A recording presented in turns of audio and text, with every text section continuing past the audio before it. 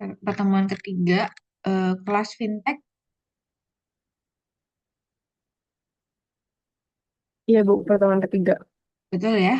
Oke. Seperti biasa sebelum karena ini cuma satu kelas dan saya aja yang absen ya. Absen dulu. Raditya Praba Junio, Hadir Ibu. Muhammad Arkan Pati, Arkan, nggak ada. Andika Satya Aryaguna, Hadir Ibu. Ramdan Tri Fauzan, Hadir Ibu. Yuda Hafiz, Yuda Hafiz nggak ada. Muhammad Nias Kamaluddin Rabbani, Nias nggak ada. Yeni Hesti Ferawati Manurung, Hadir, Ibu.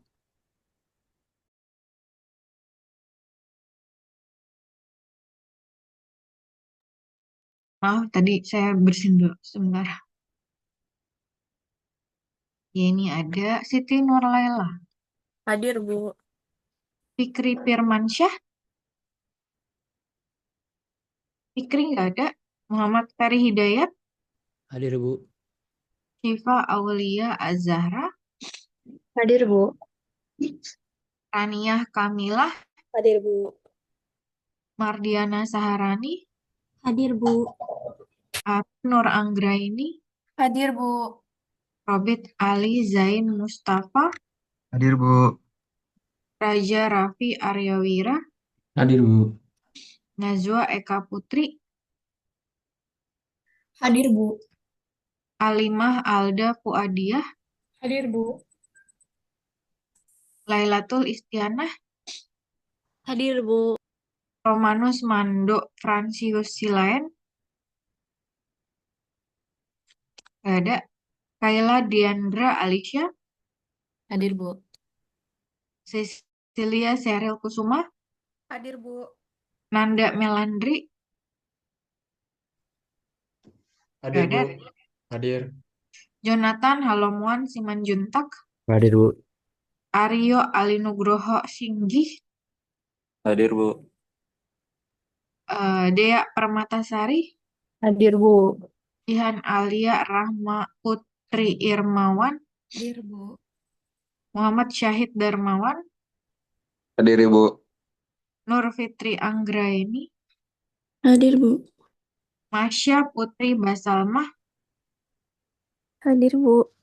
Fatir Fairuzi, Fatir Fairuzi, Hadir Bu. Eja Supraba, Hadir Bu. Muhammad Fatur Rahman, Hadir Bu. Muhammad Fadli Ihsan, Hadir Fadli, Ibu. Hadir Ibu. Juan Wudi Romansa, Hadir Ibu. Nurmala Fauziah, Hadir, Nirmal Bu. Jauza Akna Kamila, Hadir, Bu. Julianda Jahid Mutakin, Hadir Bu. Azharani Hafsyah Faliandri, Hadir, Bu. Andi Muhammad Muhfahri, Hadir Bu. Najwa Jelita Soleha. Hadir, Ibu. Oke, berarti yang gak hadir Muhammad Arkan Pati ya? Bu, mohon maaf, saya interupsi. Saya belum di absen. Siapa? Gevira Virgita. Devi Rafirgita baru masuk ya? Iya, baru masuk, Bu. Ditulis aja NIM sama nama lengkapnya. Eh, oke, baik, Bu. Soalnya di data siakat saya belum ada kemarin pas terakhir saya tarik. Oke, saya ulangi lagi ya. Yang tidak hadir berarti di sini Muhammad Arkan Pati, Yuda Hafiz, Muhammad Nias Kamaluddin Robbani, Fikri Firmansyah, Romanus Mando Fransius Silaen. PJ, ada info teman-temannya tadi yang nggak hadir? Tidak ada, Ibu. Oke. Sudah ditulis namanya, Gevira?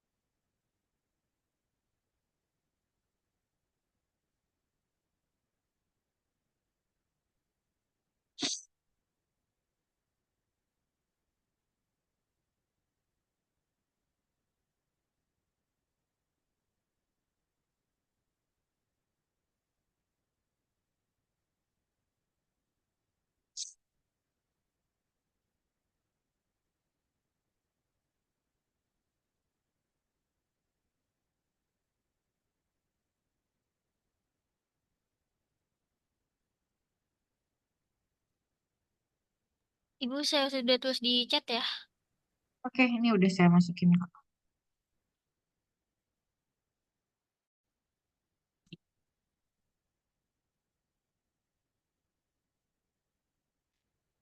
Oke, berarti kamu udah 2 kali nggak masuk ya, Gevira? Ya, Bu. Jatah absen maksimum 3 ya, Gevira. Baik, Bu. Terus tidak ada perbaikan, tidak ada tugas tambahan. Nanti pada saat nilai sudah saya submit ke Siakat, tidak ada perbaikan, tidak ada tugas tambahannya. Oke, Ibu, maaf Ibu, sebelumnya ya, izin tanya, ada cutting 2022 juga, namanya Firza Raffi Arya Putra, apa masuk absen Ibu? nggak ada di sini tadi kan? Iya, soalnya ternyata pas di list kelompok dia juga ngisi list, jadi aku hitung total di Bisdikcek ditambah KG Vira jadi 43 Ibu.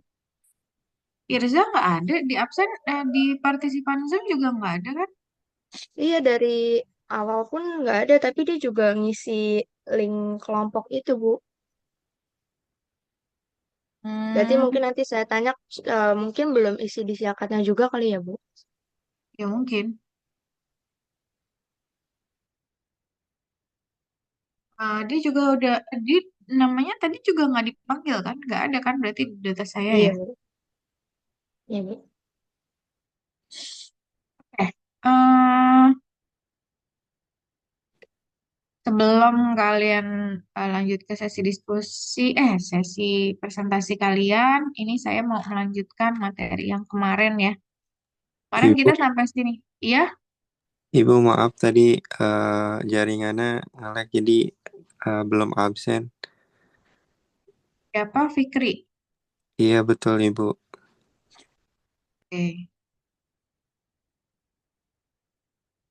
Oke, sudah. Kita lanjut ke materi ya.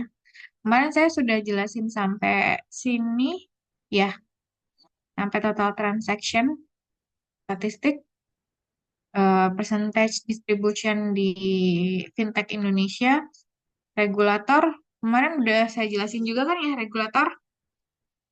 Udah belum?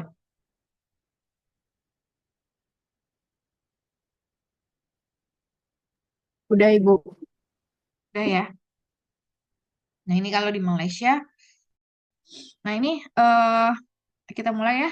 Eh, Assalamualaikum warahmatullahi wabarakatuh. Selamat pagi, salam sejahtera untuk kita semua. Semoga kalian dalam keadaan sehat selalu. Hari ini sebelum kalian masuk ke sesi presentasi, saya akan melanjutkan materi yang kemarin.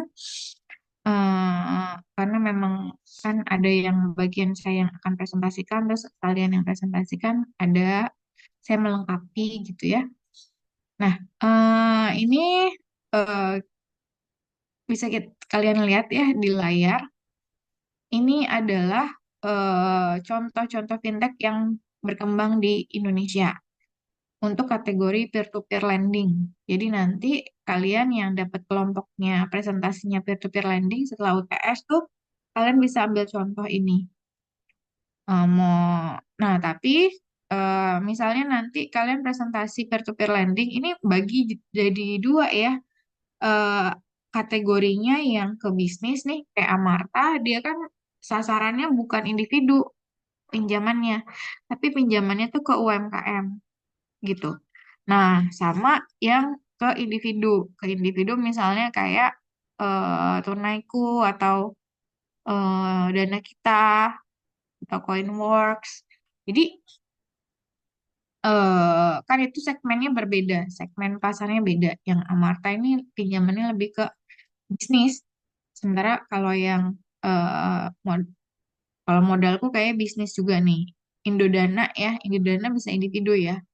Indodana individu. Jadi pilihannya adalah nanti eh, Amarta Indodana atau modalku Indodana gitu. Atau intinya kamu presentasinya untuk segmen pasar yang menyasar segmen pasar yang berbeda gitu. Nah, ini adalah peer-to-peer lending yang ada di Indonesia yang terdaftar di OJK.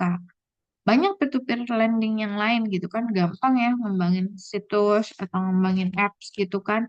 Cuma kan apakah dia diawasi oleh OJK gitu kan, terdaftar di OJK kan belum tentu gitu, karena itu kan mempengaruhi SOP-nya dia, SOP bisnisnya gitu. Biasanya kalau yang pinjol-pinjol itu mereka nggak punya mekanisme pengawasan yang bagus ya. Misalnya kreditnya apa penyaluran kreditnya tingkat bunganya tinggi gitu. Kalau ini ada tingkat bunga yang diatur. Jadi tingkat bunganya tidak boleh melebihi tingkat bunga yang ditetapkan. Gitu nanti kalian presentasi juga nih berapa nih tingkat bunganya masing-masing. Gitu.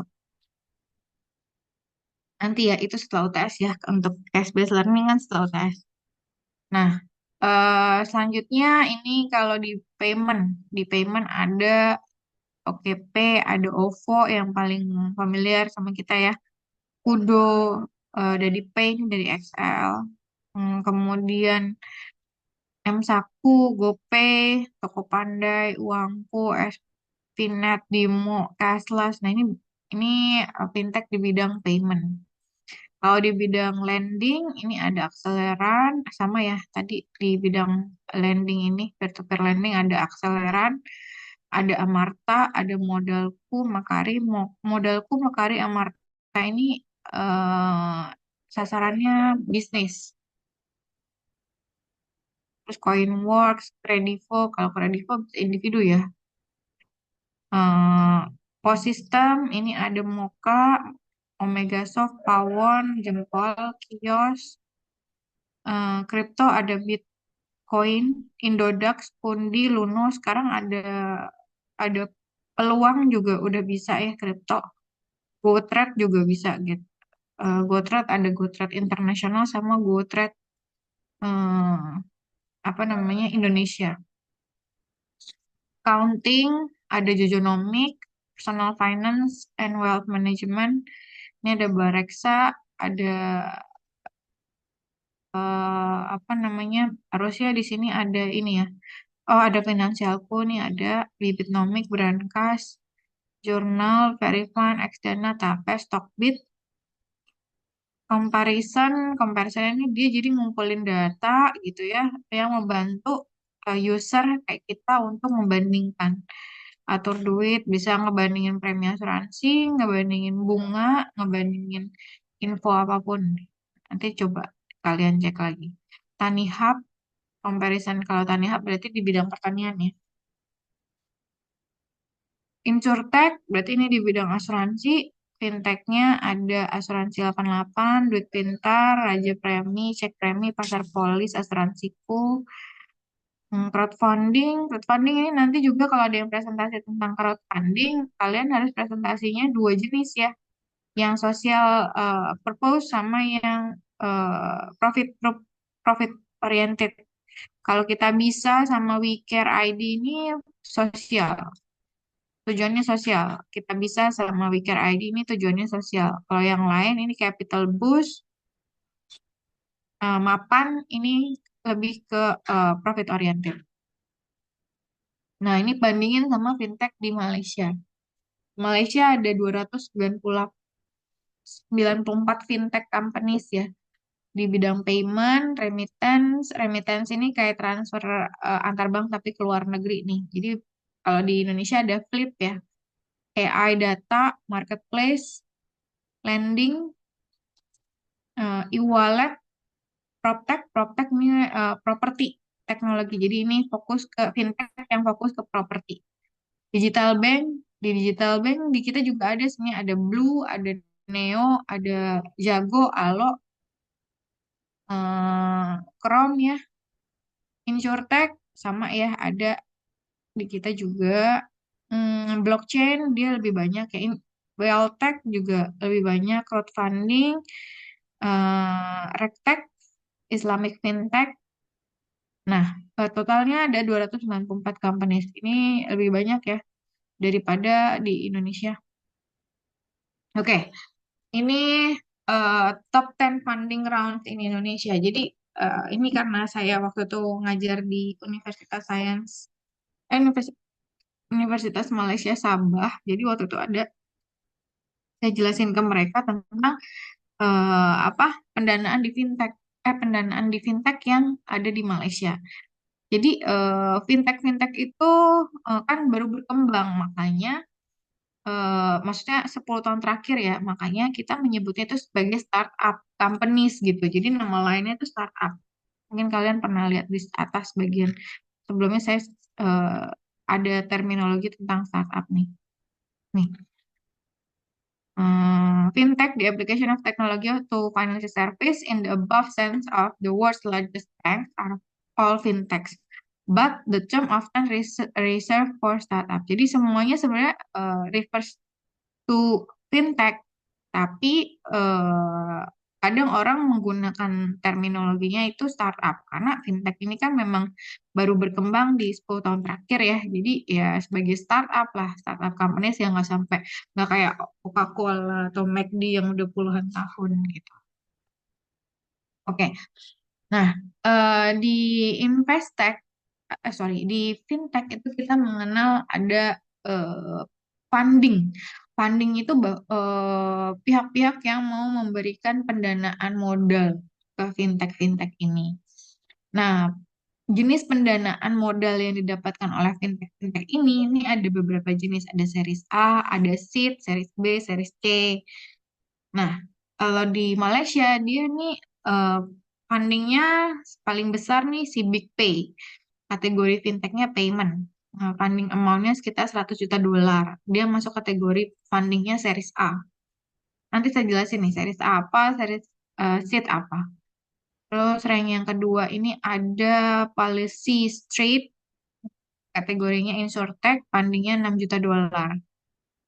Microlab, Alternative Lending, Lapasar, Finance and Accounting Tech, ini kayak buku warung ya, kalau di Indonesia Etis, Alternative Lending, Torum, Cryptocurrencies, Kicin, Alternative Lending, Finologi, Alternative Lending, Oyen, InsurTech, Free, Finance and Accounting Tech.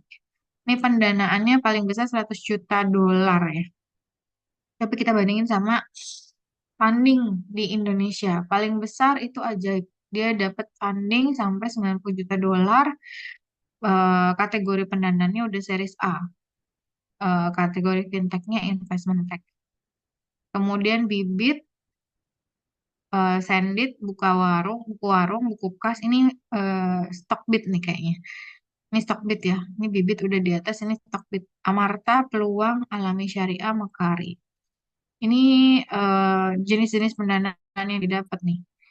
Series A di Indonesia, perusahaan fintech di Indonesia udah ada 1, 2, 3, 4, 5 ya yang mendapatkan pendanaan series A.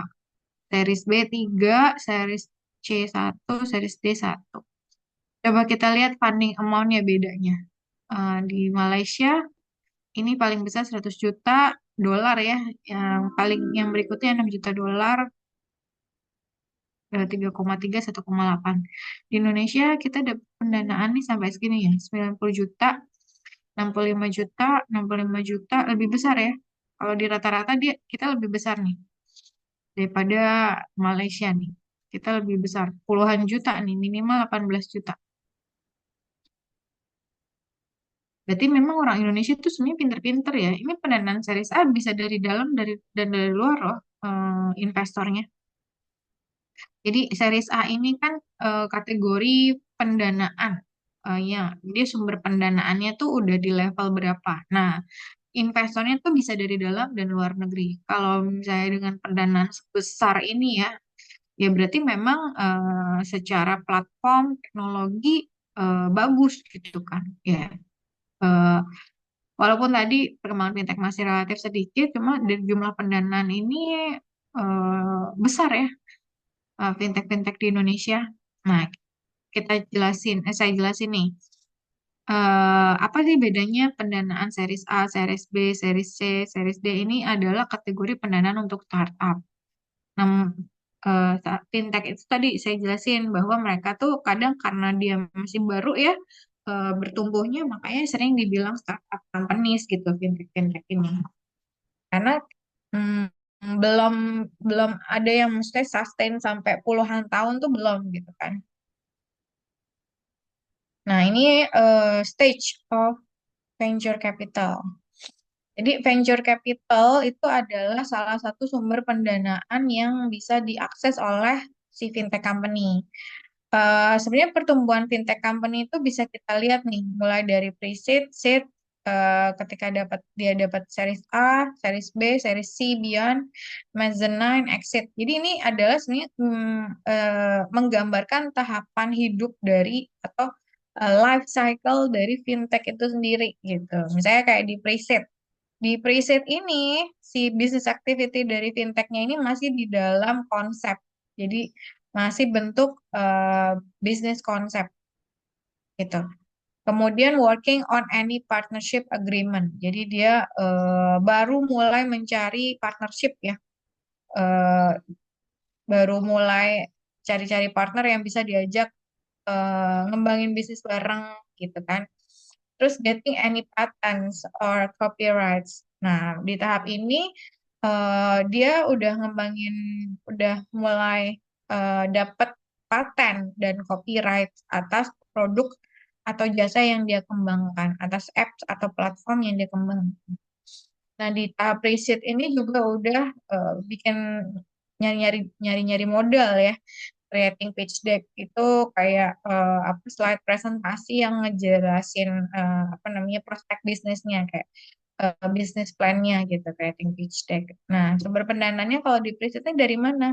Yang pertama pasti dari diri sendiri, kemudian dari keluarga, dari teman, sama dari micro venture capital. Karena di tahapan ini masih belum kelihatan prospek bisnisnya, venture capital yang besar belum belum ngeliat gitu. Jadi biasanya yang bisa diakses adalah venture capital yang masih skalanya mikro.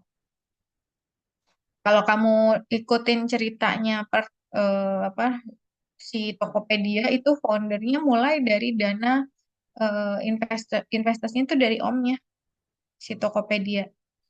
Coba cari ceritanya deh. Itu awalnya memang dari family. Kalau dari selfnya, kalian misalnya punya ide gitu ya, ngembangin startup companies dari diri sendiri belum ada, bisa nih ke family atau friends diajak buat investasi modal gitu. Nah, tahapan berikutnya di siklus yang berikutnya adalah tahapan seed. Di tahapan seed ini udah mulai creating product or prototype. Jadi udah bukan produk lagi tapi udah dalam bentuk prototype ya. Atau bukan prototype lagi udah tapi udah dalam bentuk produk maksud saya. Terus udah mulai jalan bisnisnya, terus udah mulai nyari-nyari modal lebih besar lagi fundraising. Funding source-nya dari mana? Dari self family and friends, kemudian dari angel investor. Angel investor ini untung-untungan ya menemunya angel investor. Kadang ada investor yang dia eh, apa startupnya ini belum kelihatan gitu, prospek bisnisnya gimana, terus apa eh, potensial growth-nya itu belum ada gitu ya. Tapi ya mungkin karena kepercayaan dengan si founder, ada hubungan yang baik ya dengan founder. Jadi dia mau selain family and friends, mungkin dia kayak melihat sosok gitu ya yang bisa dipercaya si angel investor ini mau ngasih gitu. Tapi ini untung-untungan kalau fintech bisa dapat angel investor. Pilihan lainnya adalah venture capital yang ada di tahap awal, mikro, mirip-mirip mikro ya, tapi mungkin pendananya lebih, tapi dari segi pendanaan dia bisa ngasih lebih besar gitu. Nah, di series A tadi pendanaan-pendanaan series A itu udah banyak ya fintech-fintech Indonesia yang udah dapat pendanaan series A itu adalah dia udah di tahapan researching industry and market, business activity-nya, jadi melakukan riset industri dan pasar, udah mulai nulis business plan, marketing and advertising, udah mulai melakukan aktivitas pemasaran dan iklan, udah mulai generating revenue ya, jadi udah kelihatan ini bisnisnya profitable apa enggak, potential growth-nya udah bisa diprediksi. Planning to scale into new market udah mulai apa mempertimbangkan, merencanakan untuk memperbesar pasar. Nah, dari mana pendananya? Ini dari akselerator, kemudian dari super angel investor, sama dari venture capitalist. Jadi ini adalah sumber pendanaan yang tadi ini ya 90 juta ini dapatnya dari sini nih. Dari akselerator, super angel investor, dari venture capitalist. Kemudian series B, berarti dia udah lebih besar lagi ya, expanding consumer interest, jadi udah mulai menyasar consumer apa minat eh, consumer yang berbeda ya, maksudnya dia udah mulai punya ide buat kayak konsumennya ini pasarnya belum terlayani nih, mungkin kita bisa masuk ke sana gitu, expansion. Establishing a commercially viable product, udah mulai mengembangkan produk yang lebih lebih mapan ya, lebih mature dan bisa terjual secara komersial. Scaling production, marketing and sales. Jadi ini udah di tahapan memperbesar produksi, marketing dan sales. Funding source-nya dari venture capitalist, large state venture capitalist. Jadi udah di tahapan yang large. Venture capitalnya udah bukan mikro lagi, tapi udah yang large. Jadi berarti dia bisa ngasih modal yang sangat-sangat sangat besar ya. Kemudian tahapan berikutnya dari siklus startup adalah dia dapat pendanaan seri C and beyond. Nah, kalau udah seri C and beyond ini, dia udah bukan cuma fokus di produk yang sudah ada, tapi dia ngembangin produk yang baru dan masuk ke pasar yang baru. Building new product and market, establishing a strong customer base, dengan catatan, dengan maksudnya dia sudah punya customer yang loyal ya di produk yang pertama tadi, bahkan dia sudah di level mengakuisisi perusahaan lain, acquiring other company, saking dia udah oke banget nih bisnisnya, udah mature banget, udah apa namanya mapan ya, dan udah punya uang yang banyak sehingga dia bisa mengakuisisi perusahaan lain, eh, karena dia juga udah dapat modal atau pendanaan dari ini late stage venture capital, bahkan private equity firms ini kayak reksadana, perusahaan reksadana kayak Dana Reksa gitu. Hedge fund ini perusahaan reksadana tapi dengan pendanaan yang jauh lebih besar ya, sama bank. Itu seri C and beyond. Nah, di tahapan berikutnya adalah berarti ini perusahaan udah, kalau di tahapan ini berarti ini udah perusahaannya udah besar banget ya, udah besar banget. Pilihannya adalah dia exit dengan melakukan IPO atau dijual, perusahaannya dijual, being acquired by another company. Jadi perusahaannya dijual ke perusahaan lain. Jadi kan kalau udah di tahapan ini nilai perusahaannya udah tinggi banget ya, udah besar banget.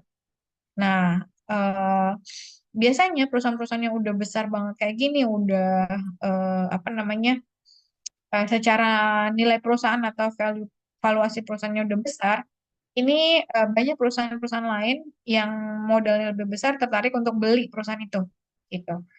Ya, jadi diakuisisi nih, being acquired by other companies, gitu. Nah, jadi pilihannya adalah diakuisisi atau dia kalau misalnya mau tetap ngembangin. Kadang pola pikir bisnis atau pengusaha tuh agak itu ya, maksudnya berbeda gitu. Kalau udah mapan, udah bagus perusahaannya, kenapa nggak dikembangin sendiri? Kadang terlalu besar gitu dengan kapasitas yang terbatas, terlalu berisiko untuk dia tetap stay di sana. Sehingga ya udahlah dijual aja, toh nilai valuasi perusahaannya udah besar gitu. Tapi ada juga yang mau mengambil risiko dengan ya udah, saya tetap pengen ini perusahaan saya yang ngebangun, saya pengen ngembangin sampai seterusnya buat anak cucu gitu misalnya. Nah, pilihannya adalah masuk ke publik. Jadi perusahaan go public dengan melakukan IPO atau initial public offering. Jadi ini adalah exit strateginya si startup companies.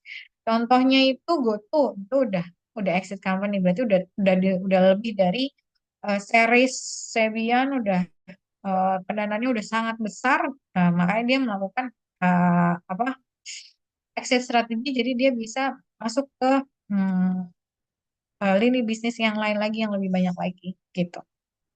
Jadi di tahapan mezzanine ini ada pilihannya remaining private using venture capitalist funds to grow. Jadi tetap private, nggak public, nggak nggak masuk ke nggak go public ya, tapi sumber pendananya dari venture capital, dari ini private equity firms dan hedge fund ini sumber pendananya perusahaan reksadana tapi dengan kapitalisasi modal yang sangat besar. Itu lebih besar daripada private equity firms. Jadi pilihannya adalah apakah diakuisisi oleh perusahaan lain atau tetap remaining private, modalnya dari venture capital, atau ini making an initial public offering. Kalau udah making initial public offering, berarti itu dia udah exit, udah keluar apa exit strategi itu. Jadi ya udah kepemilikannya udah bukan dia lagi 100% gitu, udah bukan si founder lagi 100%, tapi ada eksternal investor yang punya kepemilikan di saham itu. Kayak kita punya sahamnya Bukalapak, kita punya sahamnya GoTo, itu artinya kita punya kepemilikan di saham perusahaan tersebut gitu. Nah, kalau di exit funding source-nya berarti dari sales produknya, dari venture capital, kemudian dari public stock dan dari SPSC. Nah, ini eh, key fintech rounds raised in 2017. Ini perusahaan-perusahaan fintech yang berkembang sangat pesat ya. Nah, ini yang tadi saya bilang venture capital. Venture capital itu atau key investor berdasarkan negaranya nih.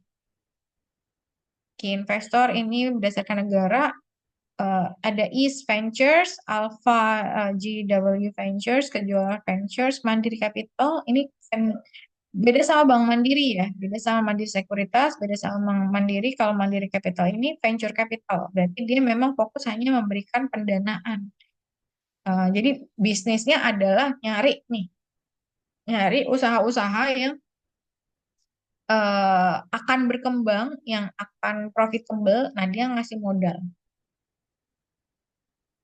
Mandiri Capital.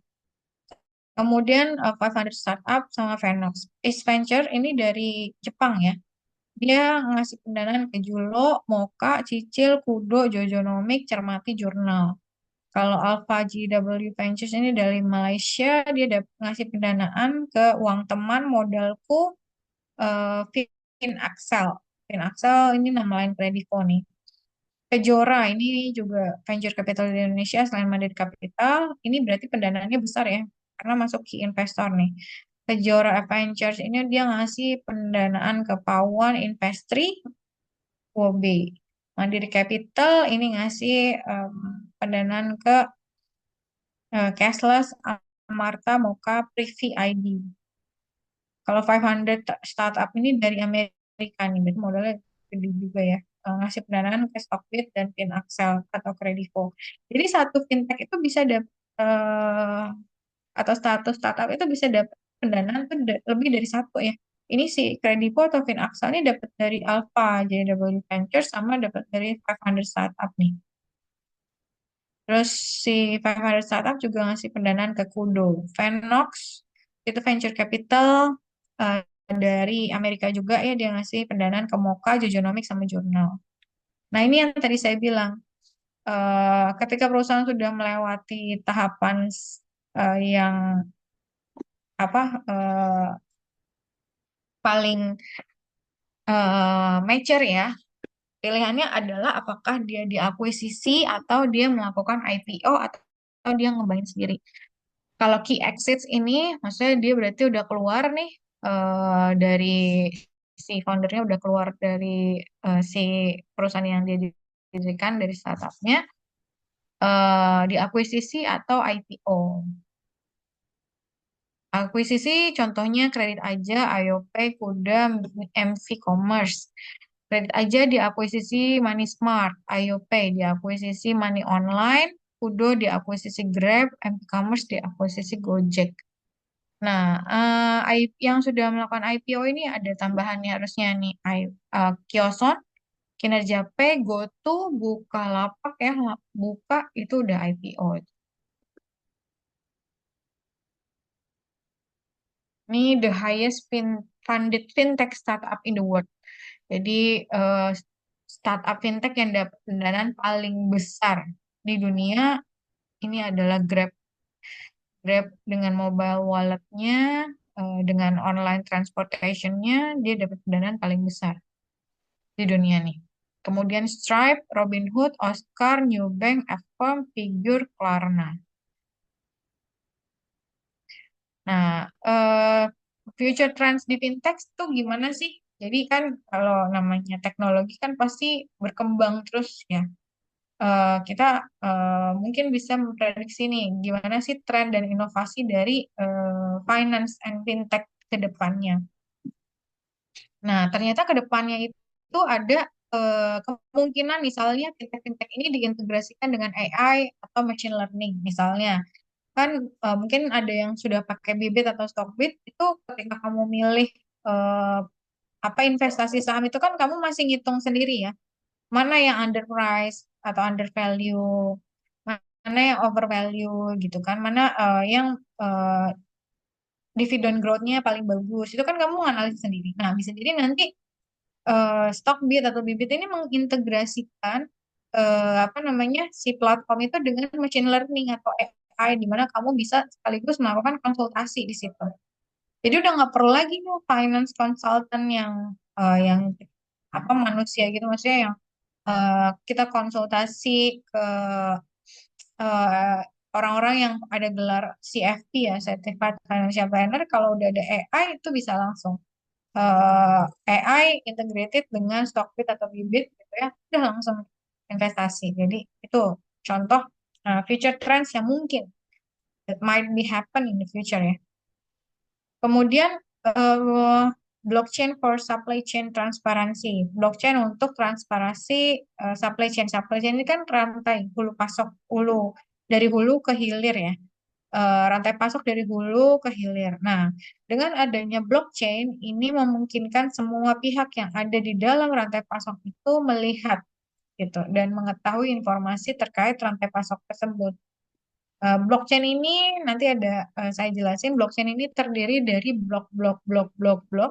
Jadi ada blok, ada blok, ada blok, ada blok yang terhubung dengan chain. Chain ini rantai. Jadi, nah si blok-blok ini isinya adalah informasi-informasi. Kalau blockchain ini dia sifatnya terdesentralisasi, di mana semua orang yang punya akses ke sana tuh bisa melihat isi dari informasi tersebut gitu. Jadi misalnya kayak Drive mirip kayak Drive ya, kayak Drive Google gitu. Eh itu blok, itu satu blok. Nah, tapi kalau misalnya saya kasih akses ke kamu kan kamu bisa lihat gitu. Nah, kalau di blockchain itu secara otomatis dia.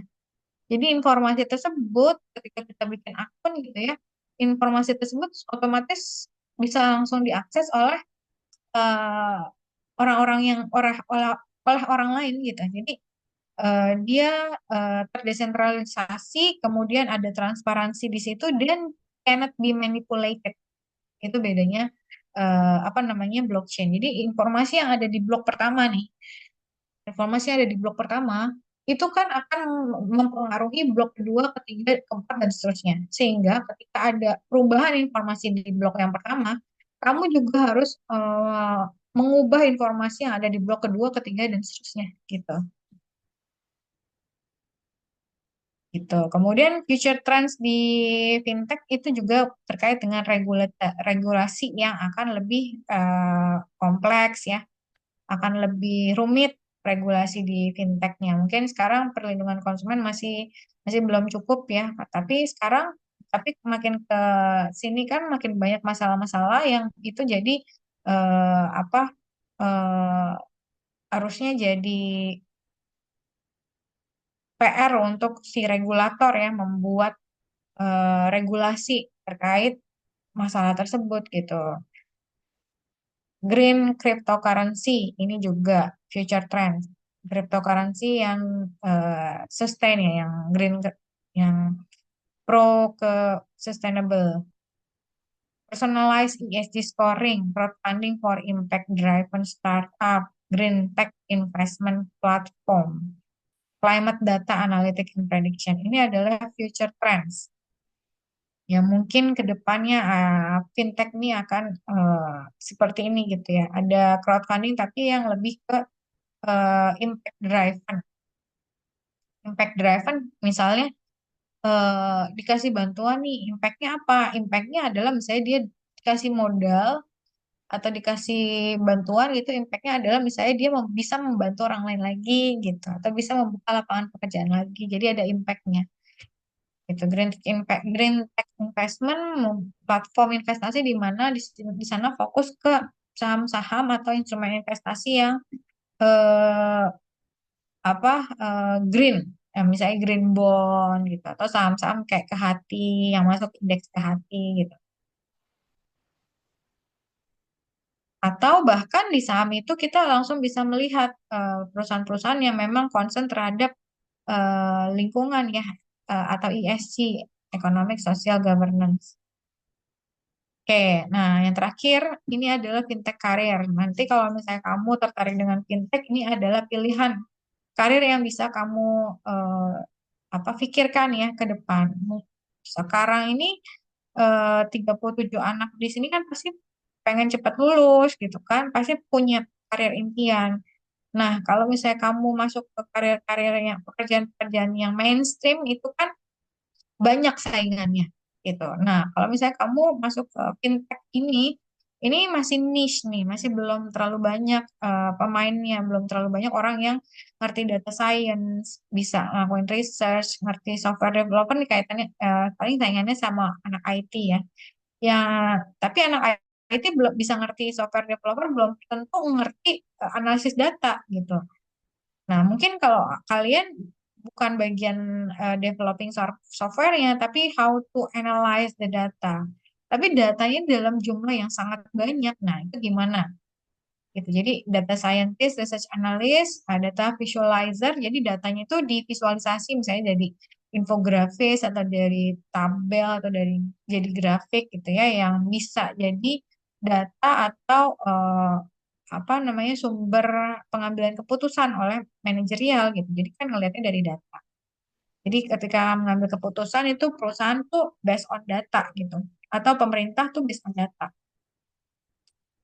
Machine learning expert, database architect, system administrator, fintech consultant, fintech startup developer. Nah, ini adalah pilihan karir yang bisa jadi eh, apa eh, potensi ke depannya tuh masih bagus ya, karena masih belum banyak yang tahu. Dan ini adalah waktu yang tepat kamu untuk mulai dalami gitu. Jadi ketika lulus tuh kamu udah tahu kamu fokus kemana. Oke, sampai di sini ada yang ingin ditanyakan? Siti Nurlaila, silakan. Baik, izin bertanya Ibu. Ya, Tadi kan Ibu juga ngejelasin terkait kategori fintech, ada peer-to-peer lending dan yang lain sebagainya. Nah, di sini saya mau tanya, apakah e-commerce itu termasuk fintech? Karena contohnya salah satu e-commerce itu Shopee, dia pakai ada Shopee Pay atau itu termasuknya e-wallet. Terus Tokopedia itu juga dia kerjasama dengan GoPay, Lazada dengan Dana. Jadi apakah e-commerce yang bekerja sama atau yang ada e-walletnya itu juga termasuk fintech? Terus pertanyaan yang kedua, apakah e-money atau tap cash dan yang lain sebagainya itu juga termasuk fintech? Kalau misalnya e-money itu termasuk fintech, itu masuknya ke dalam kategori apa? oke. eh jadi kalau di nih, ya, jadi kan di e-commerce itu ada Shopee Pay, ada Pay Later. Nah, kalau misalnya ada kaitannya dengan payment, itu masuk fintech. Masuk fintech karena kaitannya dengan sistem pembayaran, kaitannya dengan keuangan. Tapi kalau misalnya dia cuma apa namanya, cuma untuk jualan aja itu bukan fintech, itu e-commerce. Jadi kalau e-commerce itu berarti lebih fokus ke transaksi jual beli barang secara online. Atau marketplace ya tadi atau toko digital. Tujuannya ya untuk mempertemukan penjual dan pembeli, kemudian menampilkan produk eh, pesanan, terus mengirimkan itu kayak Tokopedia, Shopee, Amazon, Lazada, Traveloka itu kan marketplace, bukan fintech. Kalau fintech ini berarti financial enabled by technology. Jadi financial service, jasa keuangan yang enable by teknologi yang disupport atau apa foundationnya adalah kerangkanya adalah kerangka si teknologi, tapi kontennya itu konten fintech atau konten keuangan maksud saya gitu. Jadi kecuali kalau di dalamnya itu ada digital wallet, nah kayak OVO, kemudian Shopee Pay. Shopee Pay-nya itu fintech, tapi Shopee-nya bukan fintech. Karena Shopee Pay ini kan berkaitan dengan lalu lintas pembayaran ya. Kita bisa nyimpen soalnya di sana. Kita bisa nyimpen duit di sana. GoPay, OVO, Dana, kemudian apa Slip. Jadi beda antara e-commerce dengan fintech.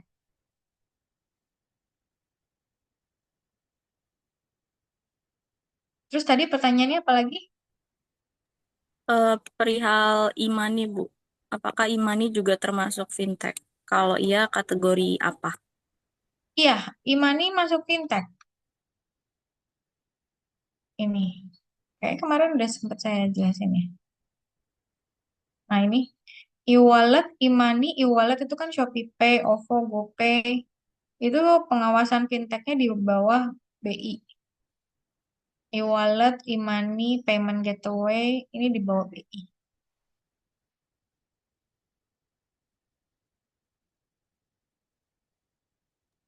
Baik, terima kasih Bu atas jawabannya.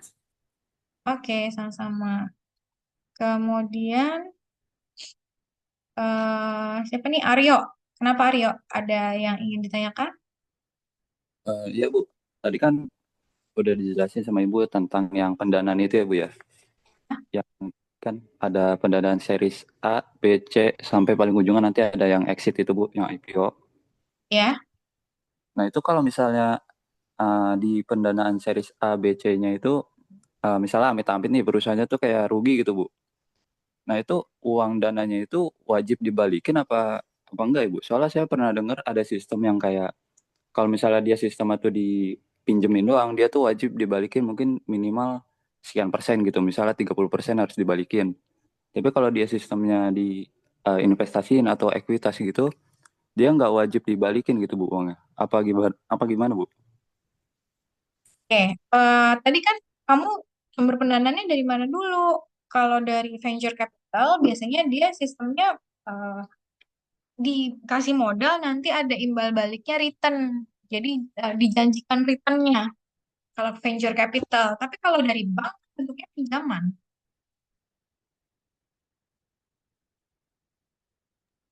gitu. Oke, Jadi berarti tergantung dari itunya venture Bu. capital itu ya kalau venture capital berarti si venture capitalnya juga punya kepemilikan di situ. Jadi si founder akhirnya juga menjual kepemilikannya ke venture capital itu gitu. Tapi kepemilikannya bukan dijual secara publik. Tapi tadi karena dia si venture capitalnya ini ngasih modal ya, ngasih modal ya udah berarti ikut kontribusi juga kan di bisnisnya di startupnya. Jadi si venture capital itu ngasih ekuitas akhir dalam jumlah tertentu, nominal tertentu kepada si eh, startup company ini. Nanti mereka akan dapat persentase saham kepemilikan. Nah, kalau dapat persentase kepemilikan berarti dari return juga dapat, untung juga dapat gitu. Jadi bukan cuma sekedar bayar utang. Nah, keuntungannya juga dibagi nih ke venture capital gitu. Oh, berarti venture capital tuh dapatnya dia kayak saham private gitu ya Bu ya? Ya, nah, Oke Bu, baik Bu. Terima kasih Bu. soalnya tadi kan ada yang memang dari bank. Kalau dari bank ya bentuknya pinjaman. Tapi kalau dari venture capital bukan. Venture capital itu ada eh, kepesertaan, ke apa namanya? Ya, keterlibatan modal di sana ya. Oke, baik Bu. Terima kasih. Jadi ada kepemilikannya dia juga di sana. Syifa, silakan. Oke, baik. Terima kasih, Bu. Saya izin bertanya, apakah dunia fintech ini tuh di Indonesia udah mulai membuka ruang belum ya, Bu, bagi kayak entrepreneur muda atau kayak fresh graduate untuk kita nanti untuk jadi startup developer gitu? Atau kayak masih didominan sama pemain besar? Karena kan kayak industri kita sekarang kan emang udah banyak dikuasai kayak sama tadi Ibu bilang kayak udah Gojek, OVO, Dana, Shopify, dan lain-lainnya, Bu. Menurut saya sih masih banyak sih. Kalian juga kalau misalnya punya ide, bisa ngembangin kok. Nah, nanti kalau misalnya ketika pitch deck, misalnya kalian ketika kalian bikin bisnis plan dan bisa mempresentasikan dengan baik, bisa jadi kalian dapat permodalan dari venture capital. Tapi kalau bukan mau jadi founder, maksudnya nggak mau jadi startup developer, ya berarti kamu jadi pegawai startup ya. Nah, pegawai startup itu banyak sekarang perusahaan-perusahaan yang buka lowongan pegawai startup. Startup kan nggak cuma perusahaan-perusahaan besar ya, banyak kok perusahaan-perusahaan yang memang baru tumbuh, yang memang apa lagi growing, tapi ada potensial apa growth-nya yang tinggi. Jadi ke depannya, maksudnya dia bisa produknya itu generating revenue bisa. Startup itu bisa jadi batu loncatan buat fresh graduate kalau emang masuk ke fintech. Karena biasanya mereka emang carinya fresh graduate sih. Startup itu, jadi ini karakteristik dari startup ya dibandingkan perusahaan-perusahaan mapan yang lain adalah kalau startup itu dia butuh orang-orang yang kerja di sana tuh fleksibel dan dinamis. Biasanya kalau startup itu kamu perhatiin mereka mereka biasanya bisa WFH, cenderung lebih fleksibel jam kerjanya. Terus cara berpakaiannya juga lebih fleksibel, lebih bebas gitu. Yang penting kerjaan lo selesai gitu. Nah itu kan cocok banget sama Gen Z. Fleksibilitasnya tinggi startup itu, sehingga cocok sama karakter-karakter Gen Z. Jadi Ya, baik. Terima kasih, Ibu. peluang Kiva, tenang aja. Banyak kok. Justru yang startup-startup ini cari Gen Z karena Gen Z ini kan lebih kreatif ya. Kalian tuh exposure terhadap teknologinya lebih banyak, lebih cepat ngerti menggunakan tools teknologi. Justru banyak dicari sama startup. Anda, silakan. Ya Bu, terima kasih atas kesempatannya. Pertanyaan saya itu, tadi kan Ibu sudah menjelaskan terkait dari funding itu ada dari pre-seed sampai exit. Nah, pertanyaannya adalah kan di Stockbit atau Bibit ataupun startup sekuritas investment lainnya itu eh, termasuk startup ya Bu. Bisa nggak mereka setelah melewati proses funding itu sampai ke IPO? Karena menurut apa yang sepengetahuan saya yang sedikit ini, kayaknya saya belum pernah lihat kalau apa namanya sekuritas saham itu bisa IPO sendiri gitu dengan badan PT-nya sendiri gitu. Apa emang nggak bisa aja karena memang melanggar aturan dan lain-lain gitu Bu? Enggak sih, bisa kok. Oh bisa ya Bu? Perusahaan-perusahaan itu bisa, perusahaan startup itu bisa IPO kok. Cuma kan kalau IPO itu kan berarti si fund, si foundernya membagi kepemilikan sahamnya ya ke pihak eksternal gitu. Jadi kewenangannya udah bukan di dia lagi 100%. Kan kalau kita pengen punya usaha, kita pengennya kita yang punya kuasa di situ kan, kita yang punya wewenang.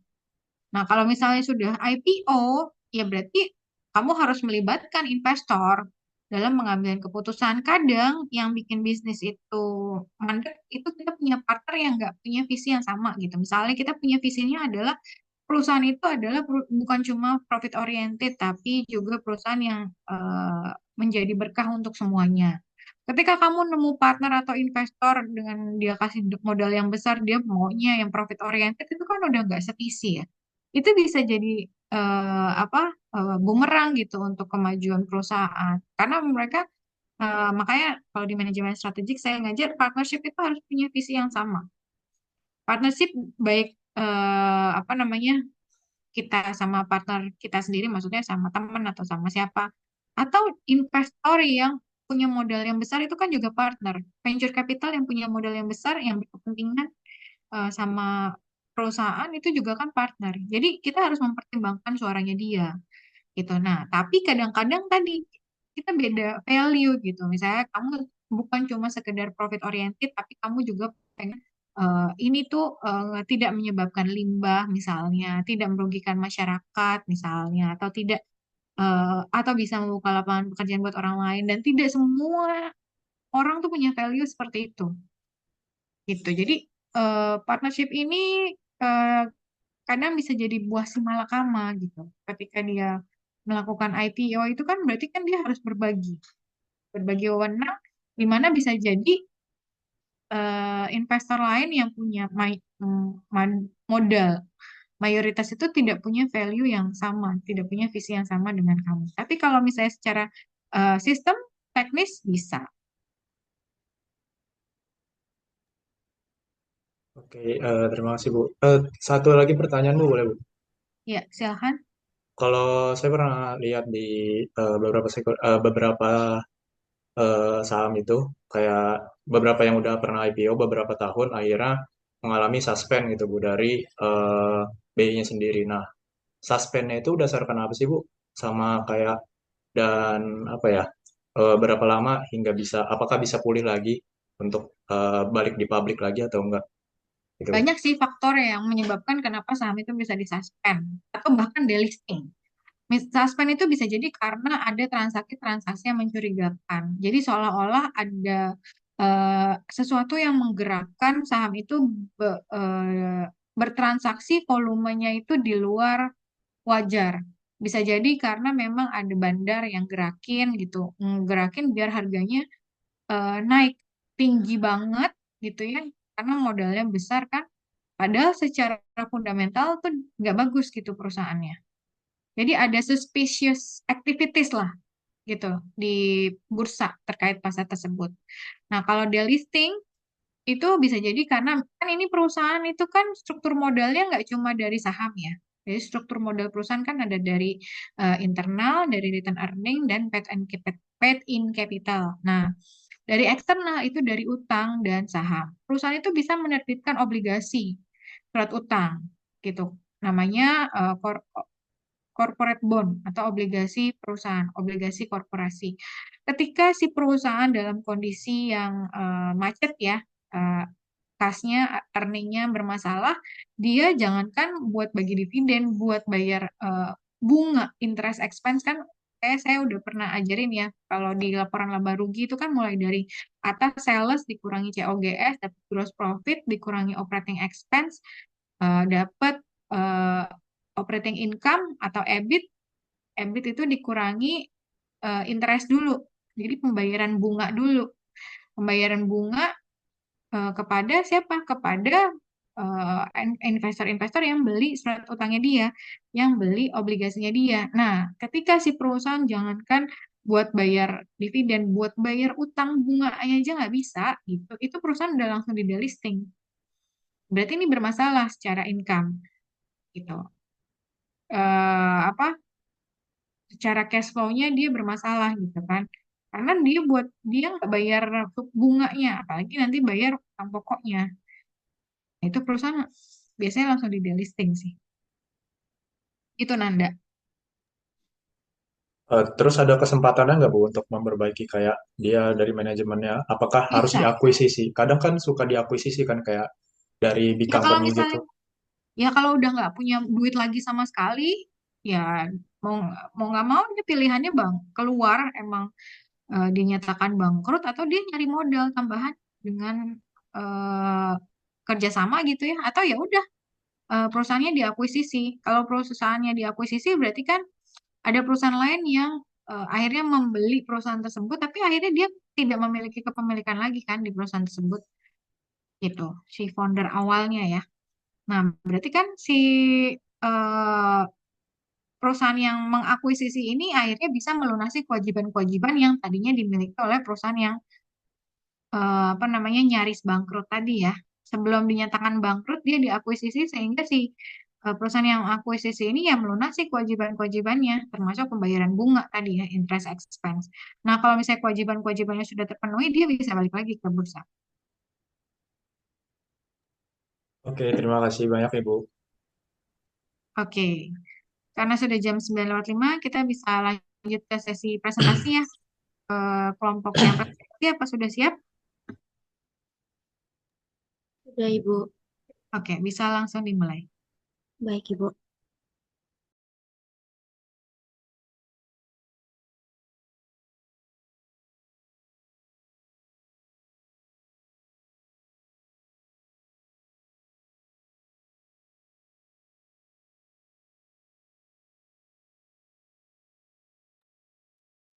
Oke, Assalamualaikum.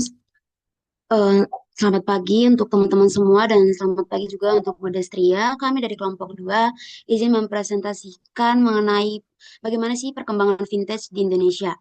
Boleh di next?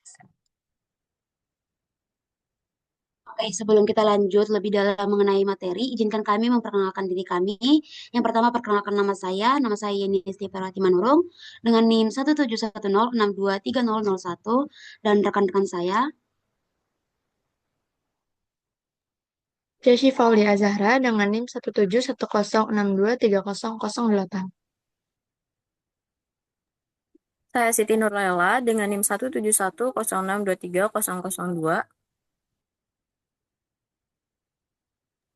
Saya Jonathan Halma Simajuntak dengan NIM 17106230774. Oke, sekian perkenalan kami. Boleh dilanjut di next. Oke, sebelum kita masuk lebih jauh, apa sih itu finansial teknologi di Indonesia? Jadi vintage itu adalah penggunaan teknologi untuk peningkatan layanan keuangan secara efisien, praktis, dan juga optimal. Nah, vintage itu hadir memberikan layanan keuangan melalui aplikasi digital, sehingga masyarakat itu dapat melakukan pembayaran, pinjaman, investasi, itu hanya dari sentuhan jari aja. Nggak harus kayak, misalnya nih kalau mereka mau melakukan pembayaran, mereka nggak harus ke tokonya langsung, tapi mereka bisa dari handphone aja. Dan ini tuh menjadi pengefisienan bagi kita dalam melakukan transaksi. Nah, finansial teknologi di Indonesia itu memiliki perkembangan yang sangat pesat. Bahkan untuk di Asia Tenggara sendiri, Indonesia itu termasuk perkembangan vintage terbesar. Vintage itu menghadirkan tidak hanya membuat transaksi lebih mudah, tapi juga membantu inklusi keuangan, yaitu di mana upaya agar masyarakat yang sebelumnya itu tidak punya akses eh, ke layanan keuangan itu menjadi lebih murah. Misalnya nih kayak orang pedesaan kan kalau mau ke bank ngambil duit atau mau transfer, kalau dia dari pedesaan itu kan agak mengalami kesulitan ya. Namun dengan adanya vintage ini, mereka tuh bisa hanya dari handphone aja kalau mau transfer ke orang lain tanpa harus ke bank lagi. Itu salah satu kemudahan dengan adanya financial teknologi di Indonesia ini. Boleh next?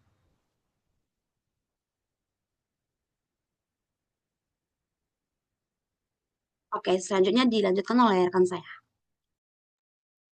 Oke, selanjutnya akan bahas tentang sejarah vintage.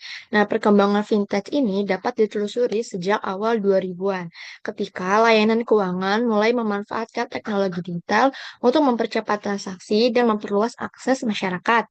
Nah, di Indonesia, vintage ini tuh mulai muncul sekitar tahun 2006 dan berkembang pesat sejak tahun 2007 dengan hadirnya berbagai layanan, yaitu ada empat di sini. Yang pertama ada peer-to-peer lending, yaitu seperti layanan pinjam meminjam uang secara online lewat platform digital.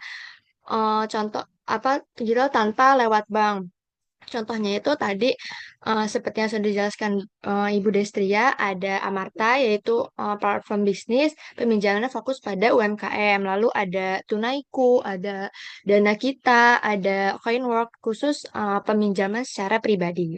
Yang kedua ada crowdfunding, yaitu seperti cara penggalangan dana lewat platform digital, di mana banyak orang yang bisa ikut untuk menyumbang atau bisa berinvestasi untuk mendukung suatu kegiatan proyek atau kegiatan sosial, contohnya seperti kitabisa.com. Lalu yang ketiga, ada pembayaran digital. Contohnya itu platform seperti PayPal atau Square.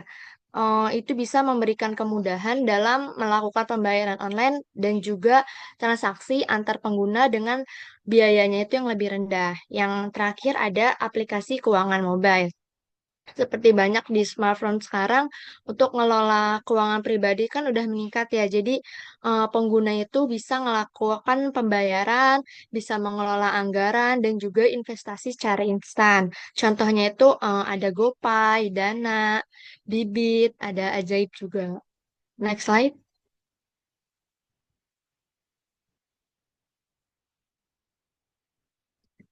Nah, startup fintech ini terus berkembang, terutama selama tahun 2016 sampai tahun 2020, sebagai akibat dari peningkatan akses internet dan smartphone tadi.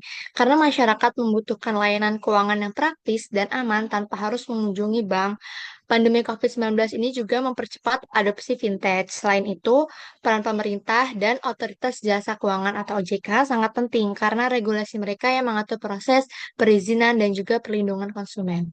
Next slide.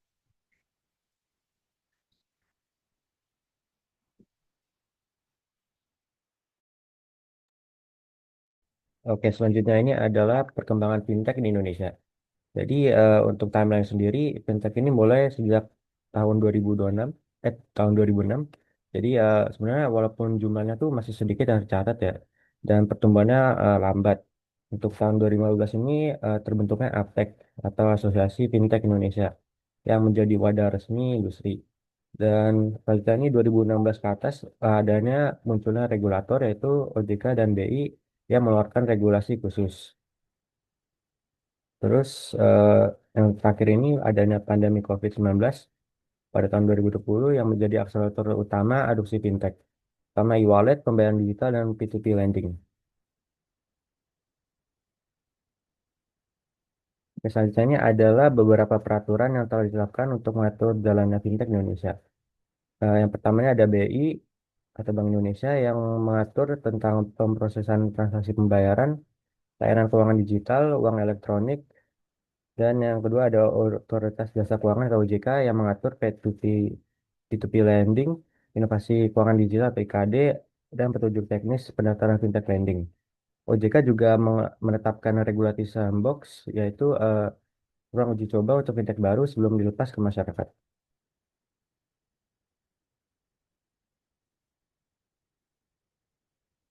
Yang selanjutnya adalah faktor-faktor yang mendorong perkembangan fintech di Indonesia. Yang pertama ini adalah memfasilitasi sektor keuangan. Jadi mempermudah akses bagi masyarakat yang tidak terjangkau produk keuangan tradisional secara praktis. Jadi maksudnya ini fintech menghadirkan kemudahan bagi mereka yang berada di luar jangkauan produk keuangan tradisional karena fintech ini juga berbasis secara internet. Jadi fintech ini dapat diakses di mana saja dan kapan saja. Keduanya adalah perkembangan teknologi, yaitu mendorong inovasi produk fintech serta mempercepat adaptasi dengan kebutuhan pasar. Dengan pesatnya berkembangan teknologi, para pelaku fintech akan terus berinovasi. Jadi jika ada masalah keuangan baru yang muncul, perusahaan-perusahaan fintech ini bisa dengan cepat menyediakan produk keuangan atau fintech yang inovatif yang dapat menyelesaikan masalah tersebut. Ketiga ini adalah generasi milenial yang membantu mendorong pengguna fintech karena melek finansial, memiliki semangat wirausaha serta melihat fintech sebagai peluang bisnis baru yang sukses. Keempat ini adalah fleksibilitas bisnis yang lebih sederhana dibandingkan keuangan tradisional. Karena industrinya ini juga kurang diatur, persyaratan membangun bisnis yang tidak sulit dan cocok untuk wirausahawan yang mudah untuk berinovasi. Selanjutnya adalah faktor-faktor yang menghambat perkembangan fintech di Indonesia. Yang pertama ini keberlanjutan bisnis. Banyak perusahaan fintech berhenti beroperasi karena kurangnya tata kelola dan dana investor yang tidak stabil. Yang keduanya adalah sumber daya manusia dan pengembangan talenta, di mana perusahaan fintech ini perlu menciptakan talenta yang mampu beradaptasi dengan perubahan yang cepat. Ketiga, kemitraan dan kolaborasi. Kurangnya kerjasama bisa memperlambat inovasi, memperlemah ekosistem fintech secara keseluruhan. Keempat ini regulasi yang mendukung. Regulasi tentunya harus adaptif dengan menyesuaikan dengan masalah-masalah baru dan juga inovasi baru.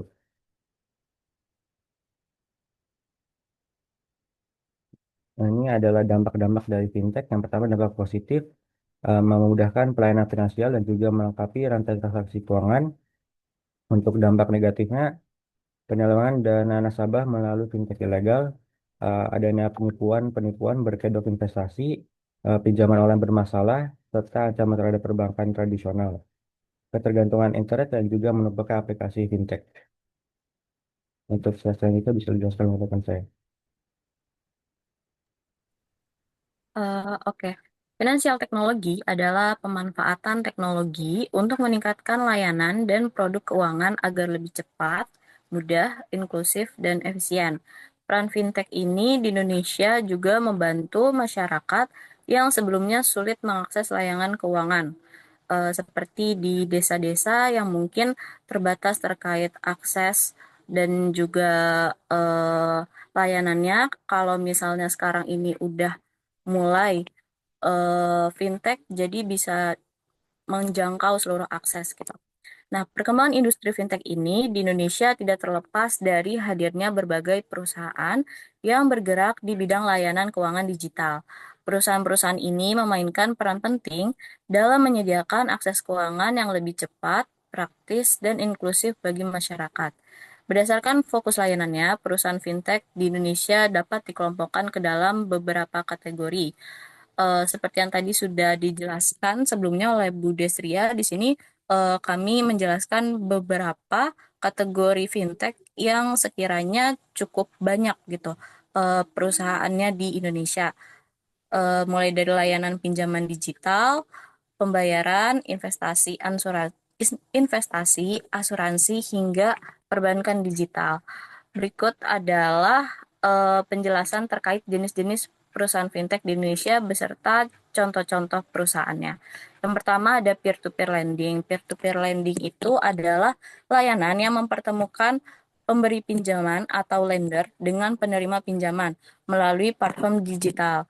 Nah, fokus atau tujuannya itu bisa untuk membantu pendanaan UMKM ataupun individu sehingga kelompok masyarakat yang kesulitan mengakses pinjaman dari bank konvensional itu dapat terbantu.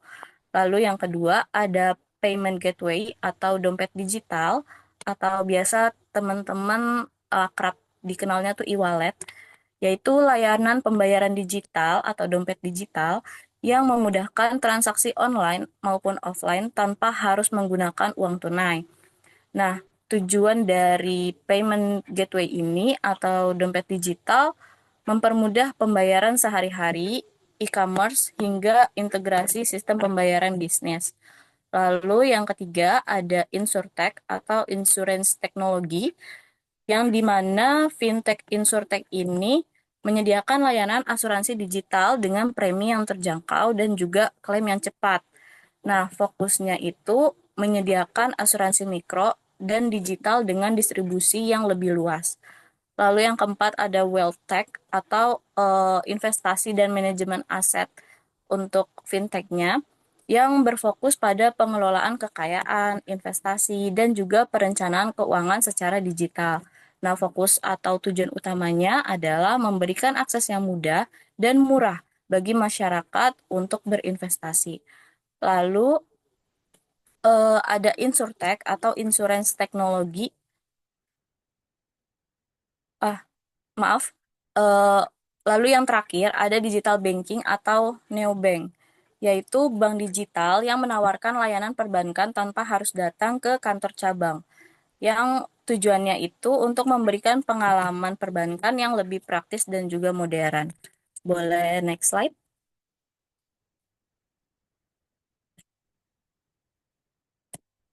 Oke, di sini ada beberapa list perusahaan fintech di Indonesia. Di sini masing-masing dari kami memberikan 3 sampai 2 perusahaan, contoh perusahaan per kategori. Di sini untuk peer-to-peer lending itu ada PT Mitra Usaha Indonesia Group yang produk fintechnya itu modalku, dan fokus layanannya ya pembiayaan UMKM. Lalu ada PT Investri Radika Jaya yang produk fintechnya itu Investri, dan PT Financial Finance Indonesia yang produk fintech-nya itu Kredivo. Lalu ada Payment Gateway atau e-wallet. Di sini ada PT Dompet Karya Anak Bangsa atau Goto Financial yang produk fintech-nya itu GoPay. Lalu ada PT Visionet Internasional yang produk fintech-nya itu OVO. Dan PT Espy Debit Indonesia yang produk fintech-nya itu Dana. Lalu untuk Welltech, di sini ada 2 perusahaan contoh, yaitu PT Bareksa Portal Investasi yang produk fintech-nya itu Bareksa, dan juga PT Bibit Tumbuh Bersama yang produk fintech-nya itu Bibit. Boleh di next slide.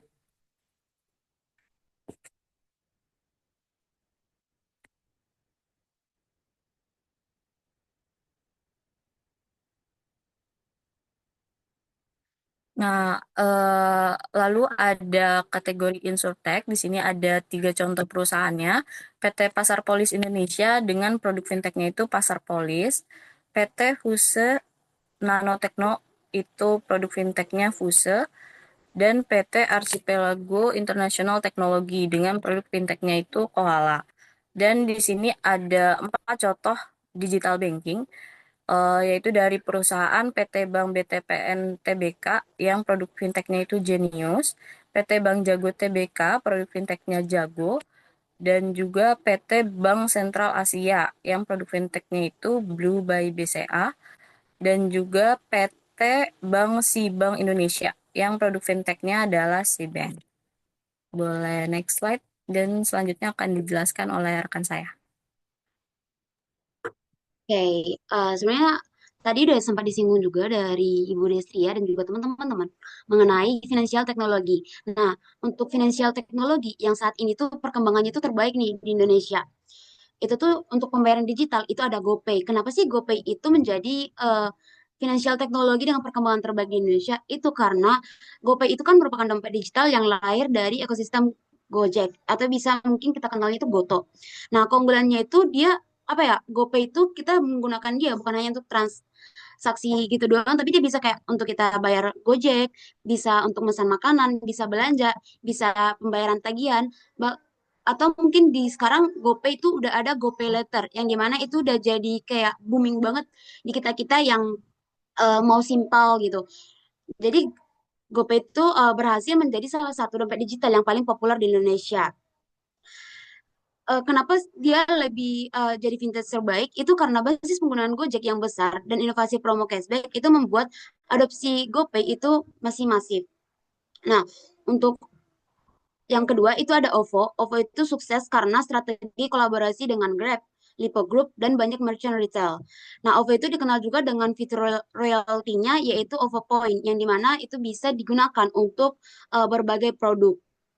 Nah, yang ketiga itu ada Dana, yang dimana Dana itu terkenal dengan antarmuka sederhana yang kemudian transaksi kecil, yang dimana Dana ini juga itu mendukung program Kris Bank Indonesia sehingga bisa dipakai hampir ke semua merchant. Jadi nggak harus dari apa ya bank yang satu ini ke bank yang satu ini itu nggak harus ada biaya adminnya lagi dengan adanya Kris dari Dana ini. Yang kedua itu ada, yang terakhir itu ada ShopeePay, yang dimana ShopeePay ini berkembang pesat karena langsung terhubung dengan Shopee sebagai salah satu e-commerce terbesar di Indonesia.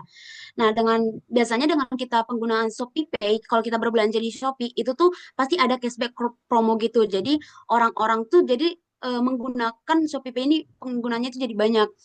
Atau bisa juga dikenal ShopeePay ini jadi primadona di generasi muda. Nah, untuk pembayaran digital ini itu pembayaran ini tuh dapat mendorong masyarakat beralih dari transaksi tunai itu menjadi non tunai atau mungkin bisa kita biasa dengar itu cashless. Nah, menurut data dari Bank Indonesia tahun 2023 itu mencatat bahwa transaksi dompet digital itu tumbuh lebih dari 30% per tahunnya. Untuk yang kedua itu ada kategori investasi digital. Yang pertama itu ada Bibit, yang dimana itu memperkenalkan konsep robo advisor, yaitu sistem pintar yang merekomendasikan investasi sesuai dengan profil risiko pengguna. Nah, kalau dengan menggunakan Bibit ini, kita hanya ngasih 10.000 aja nih, kita tuh udah bisa mulai investasi di reksadana.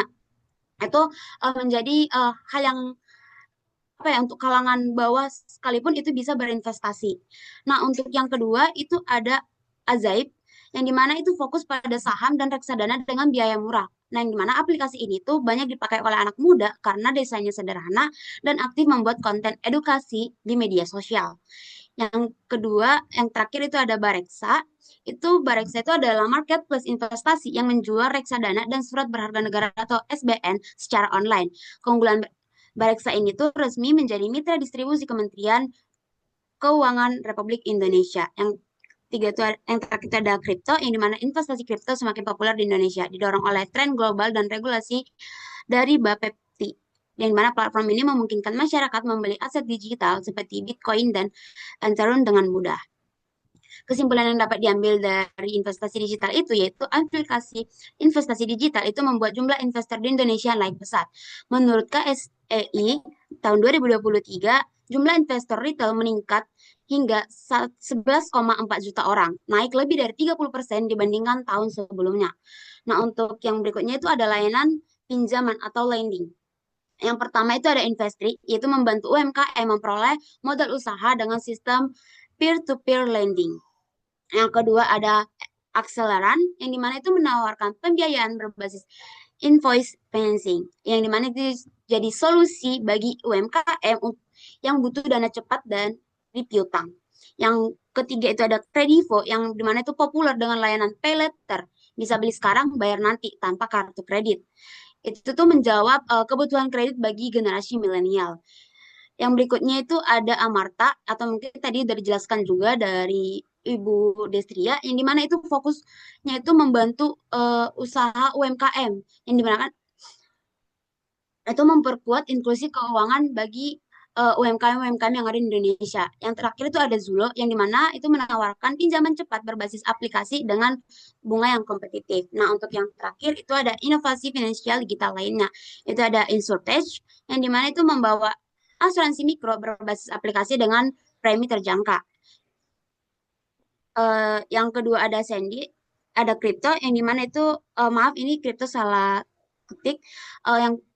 Yang kedua itu ada Shandit, yang dimana itu menjadi payment gateway yang dipakai ribuan startup dan juga UMKM yang ada di Indonesia. Yang terakhir ada Mitras, itu adalah pionir payment gateway di Indonesia yang banyak digunakan oleh e-commerce. Itu menyediakan pembayaran aman dan juga terpercaya. Oke, boleh di next.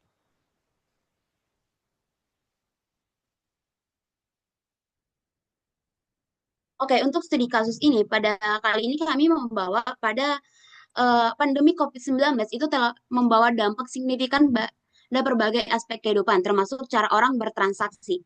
Di Indonesia, salah satu dampak adalah meningkatnya penggunaan Quick Response Card Indonesia standar atau biasa kita kenal dengan KRIS sebagai metode pembayaran digital yang lebih aman dan higienis. Sebelum pandemi, banyak masyarakat Indonesia itu masih menggunakan uang tunai dalam bertransaksi sehari-hari. Nah, namun kalau kita lihat setelah pandemi itu karena yang tidak bisa kontak fisik, masyarakat tuh mulai mencari cara untuk mengurangi kontak fisik itu, yaitu dengan menggunakan dan itu bertujuan untuk meminimalkan risiko penularan virus. Yang disinilah Kris menjadi salah satu solusi yang efektif. Boleh di next.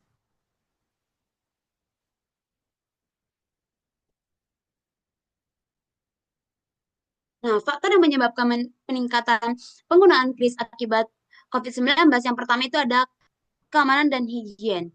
Kris itu memungkinkan pengguna melakukan transaksi tanpa perlu menyentuh mesin edisi atau bertukar uang tunai sehingga mengurangi risiko penularan virus. Yang kedua, itu ada kemudahan penggunaan. Kris dapat digunakan dengan atau dompet digital sehingga masyarakat dapat melakukan transaksi dengan lebih cepat dan juga efisien. Yang ketiga itu ada peningkatan kesadaran digital. Setelah pandemi COVID-19 telah meningkat kesadaran masyarakat akan pentingnya menggunakan teknologi digital dalam berbagai aspek kehidupan termasuk bertransaksi. Jadi semenjak adanya COVID-19 itu masyarakat itu lebih sadar lagi tentang pentingnya itu teknologi digital di kehidupannya sehari-hari. Boleh di next.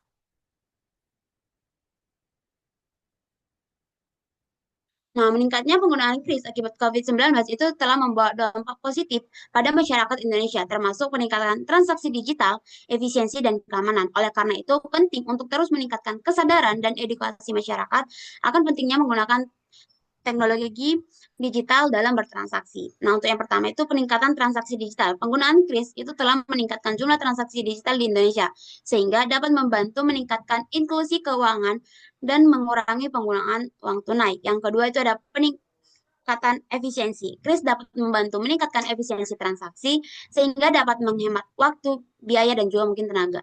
Yang ketiga itu ada peningkatan keamanan yang dimana Kris dapat membantu meningkatkan keamanan transaksi sehingga dapat mengurangi risiko penipuan dan juga kehilangan uang. Boleh di next slide.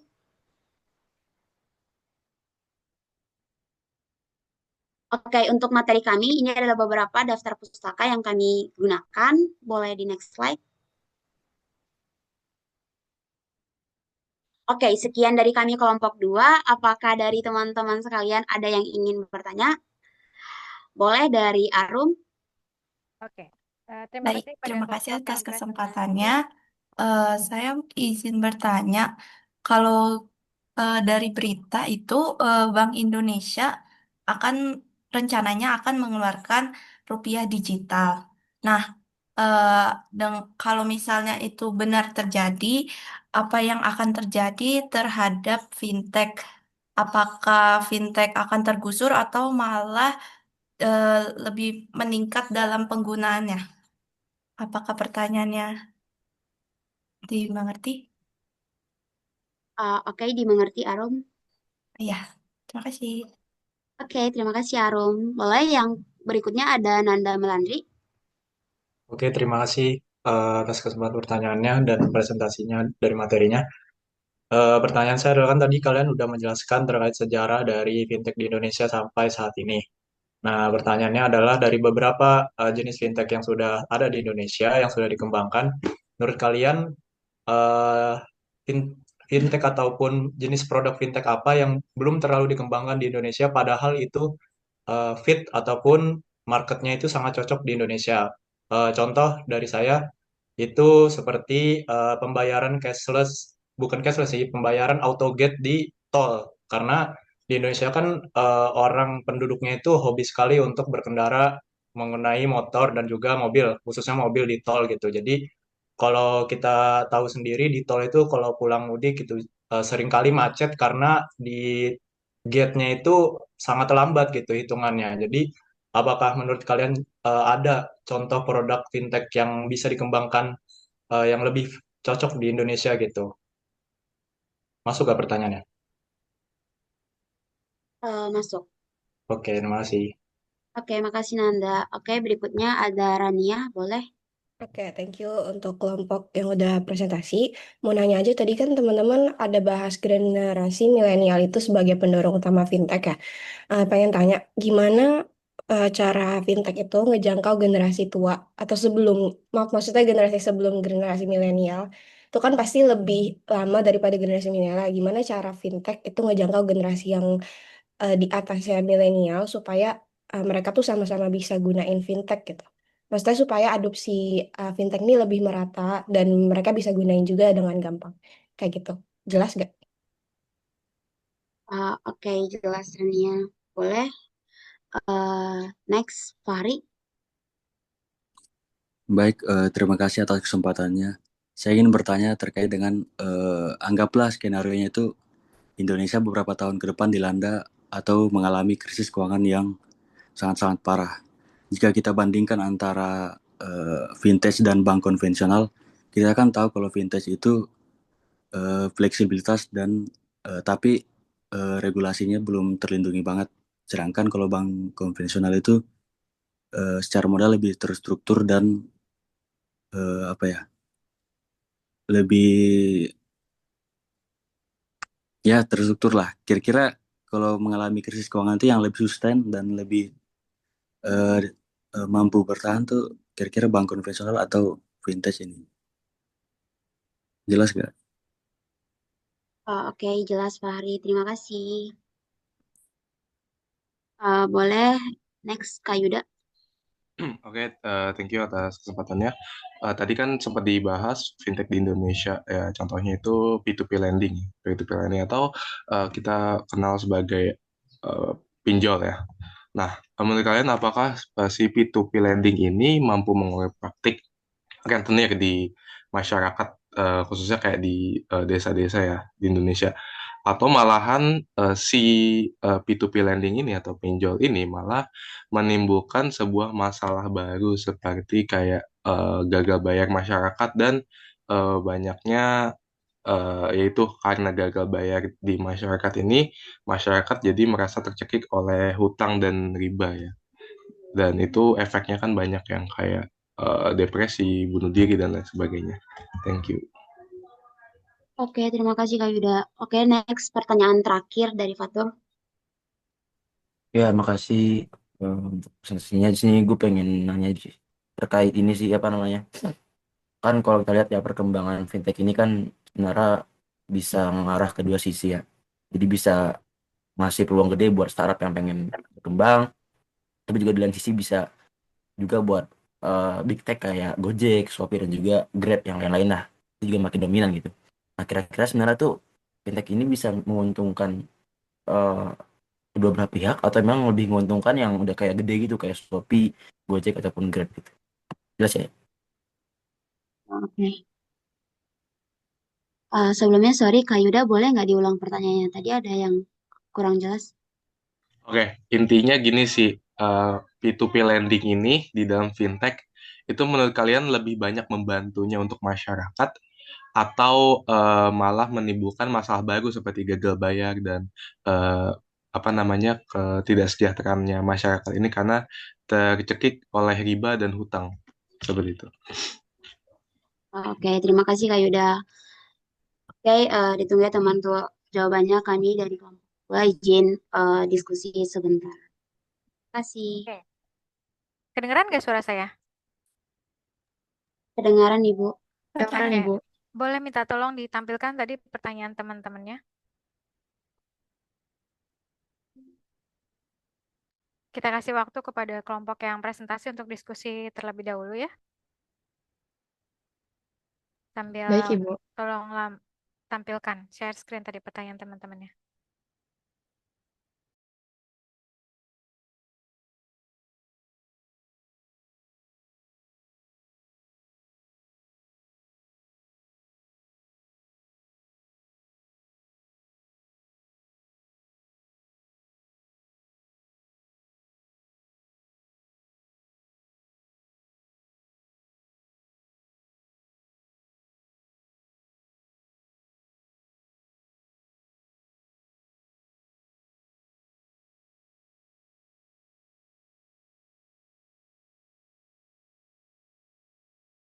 Eh, Mungkin untuk Fatur boleh ulang pertanyaannya. Oh iya, sorry ya. Jadi kan untuk fintech ini kan sebenarnya menguntungkan kedua belah pihak ya. Di sisi lain, di sisi awal ada mungkin kayak startup yang lagi ngebangun, lagi mengembangkan potensi mereka gitu. Tapi di sisi lain juga kayak perusahaan big tech kayak Shopee, Grab dan lain-lain itu kan juga makin dominan ya. Jadi sebenarnya yang lebih diuntungkan tuh sebenarnya pihak yang lagi membangun apa yang udah mendominasi gitu. Jelas gak kira-kira? Oke, tidak.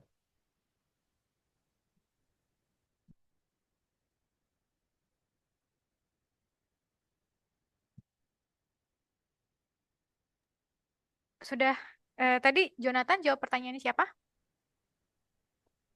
Ini Bu lagi mau jawab tanya. Boleh diperbesar Oh. ini di Zoom.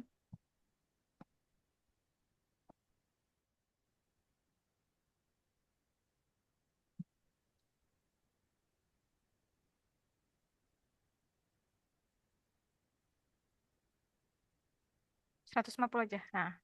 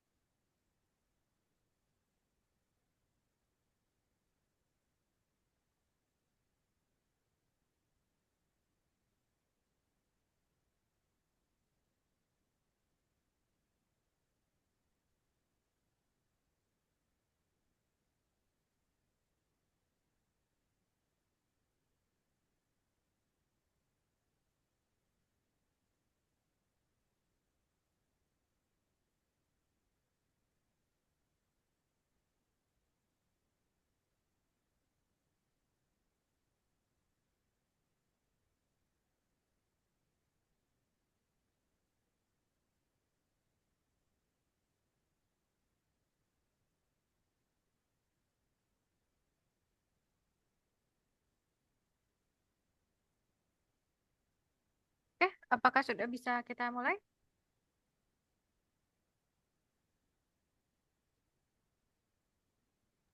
Sebentar Ibu, sedikit lagi Bu. Oke.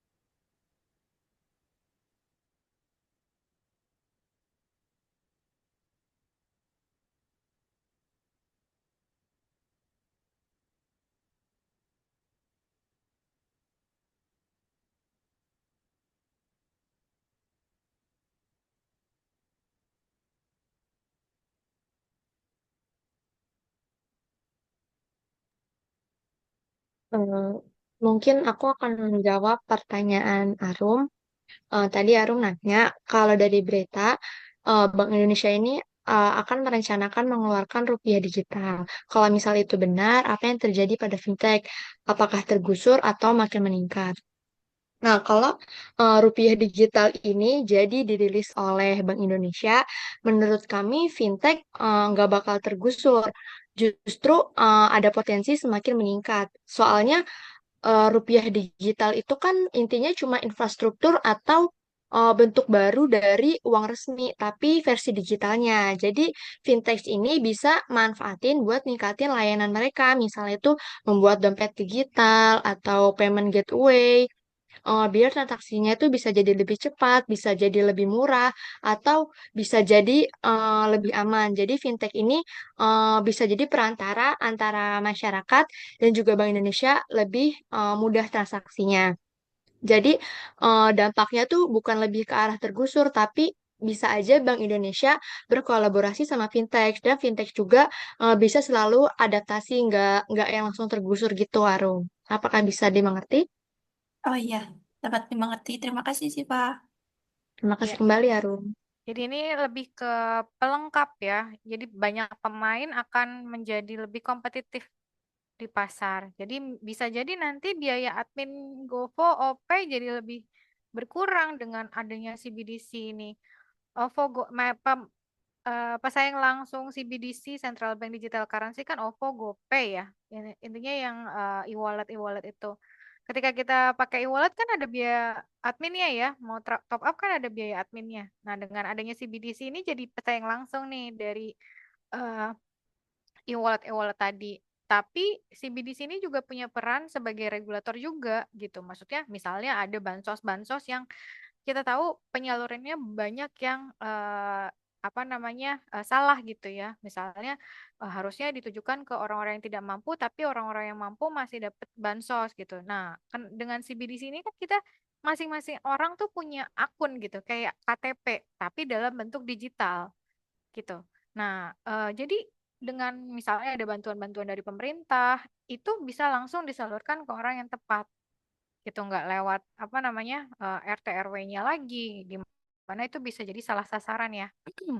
Jadi ini juga sangat apa namanya support untuk aktivitas-aktivitas dari si regulator sendiri, maksudnya pemerintah ya. Jadi CBDC ini bisa menyalurkan bisa helikopter view, sorry, helikopter money, bagi-bagi uangnya langsung ke masyarakat yang eh, dituju gitu, yang tertarget gitu. Dan untuk yang apa OVO GoPay sih nggak akan itu ya, nggak akan eh, tergantikan. Cuma mungkin kayak Flip. Flip ini kan kalau kita biaya transaksi antar bank itu kan ada BI Fast ya 2,5. Terus kalau pakai Flip tetap ada biaya ya. Paling 300, 200, 400, pokoknya ada biaya ya, berapa ratus gitu kan. Nah, Mungkin itu bisa jadi saingan untuk CBDC. Bukan, untuk Flip maksud saya. Mungkin Flip jadi akan mulai ditinggalkan kalau ada CBDC. Jadi transfer antar bank itu jadi eh, nggak semahal kalau pakai aplikasi Livin, aplikasi si banknya sendiri atau pakai Flip. Tapi Flip mungkin bisa menyasar ke transfer-transfer ke luar negeri gitu. Maksudnya target pasarnya bisa untuk transaksi-transaksi luar negeri. Kalau akan hilang sih enggak. Ini lebih ke komplement nanti. Jadi lebih kompetitif persaingannya. Oke, pertanyaan selanjutnya siapa? Oke, aku izin menjawab pertanyaan dari Fahri ya. Jika Indonesia mengalami krisis ekonomi yang lebih mampu bertahan, itu bank konvensional atau bank vintage. Oke, sebelum aku ngasih tahu antara bank konvensional atau bank vintage, mungkin kita bandingkan dulu ya bagaimana ketahanan dari kedua bank ini. Nah, untuk bank konvensional sendiri, dia itu memiliki regulasi dan pengawasan yang kuat. Selain itu juga dia juga memiliki manajemen risiko berpengalaman. Jadi ketika ada apa ya badai sekalipun bank konvensional ini tuh bisa apa ya memberikan solusi dari risiko yang terjadi. Nah, untuk bank vintage itu sendiri, dia modal bisnisnya itu efisien dan fleksibel. Baru dia fokus pada segmen pasar baru dan regulasinya juga itu masih kurang matang. Kalau tadi regulasi dari bank konvensional itu udah matang, kalau bank vintage ini dia belum matang. Jadi di antara keduanya ini, yang mana sih yang lebih mampu bertahan ketika ada krisis ekonomi? Maka jawabannya itu adalah bank konvensional. Yang dimana banknya ini tuh memiliki dukungan regulasi yang ketat, pengawasan yang kuat, basis pendanaan yang stabil, dan jaringan pengalaman dari pemerintah atau LPS dan BI. Mereka dibangun di atas fondasi yang kokoh untuk menahan guncangan ekonomi jika suatu saat nanti akan ada krisisnya ekonomi. Nah, untuk sementara itu, bank vintage meskipun memiliki modal bisnis yang efisien, dia juga masih memiliki kelemahan yang signifikan terkait regulasi yang belum matang. Nah, ketergantungan pada pendanaan yang tidak stabil dan minimnya pengalaman dalam menghadapi krisis. Nah, risiko gagal bayar yang meningkatkan drastis saat krisis akan langsung berdampak pada pemberi dana dan kelangsungan operasi vintage itu sendiri. Jadi kalau semisal nanti itu ada krisis ekonomi yang lebih bisa bertahan itu hanya bank konvensional karena dia udah lebih kokoh dan juga regulasinya itu lebih matang. Apakah pertanyaan saya menjawab, Fahri? Ya, yang lebih eh, sudah menerjang badai ini kan bank-bank konvensional. Jadi mereka udah lebih paham, mitigasi risikonya udah lebih matang. Jadi kalau menghadapi krisis, bank-bank konvensional ini jauh lebih kuat ya fondasinya.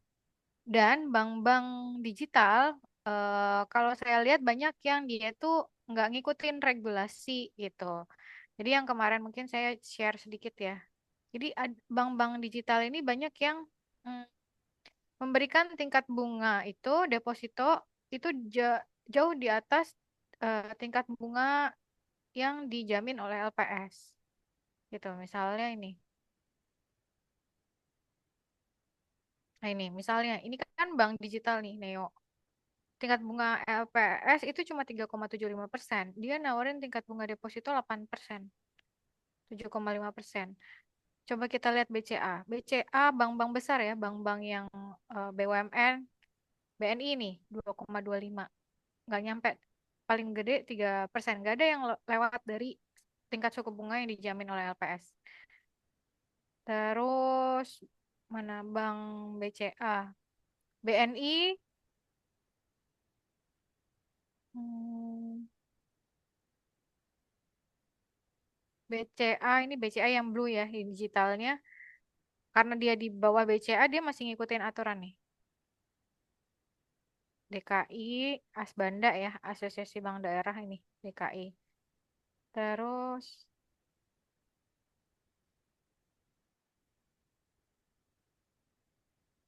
BTN 2,35. Jadi bank-bank besar, bank-bank konvensional yang udah berdiri lama itu dia nggak mau melawan arus atau melawan bikin marketing nih. Marketing biasanya yang tingkat bunga tinggi ini dia marketing biar nasabah tuh mau nyimpen uangnya di sana. Jadi dia menarik nasabah, interest nasabah tuh dengan tingkat bunga yang tinggi, tapi itu beresiko. Dan itu yang biasanya dimainin sama bank-bank digital atau bank-bank fintech karena mereka baru baru tumbuh kan. Mereka masih butuh pasar. Mereka masih ngebangun awareness gitu. Nah, dengan apa menawarkan tingkat bunga yang tinggi itu jadi salah satu marketingnya mereka. Tapi di sisi lain itu berbahaya. Kalau misalnya dalam kondisi macet ya atau krisis, nanti perusahaannya dia tidak liquid gitu ya, tingkat bunga yang tinggi tadi tidak dijamin oleh LPS. Tingkat bunga yang dijamin oleh LPS adalah kamu bisa cek di websitenya itu maksimum di 3,75%.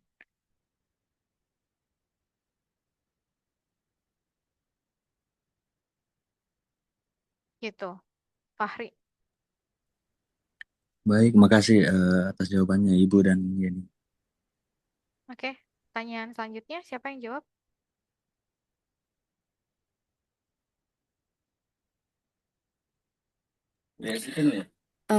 Baik, izin menjawab untuk pertanyaannya Kak Yuda. Jadi tadi tuh pertanyaannya em,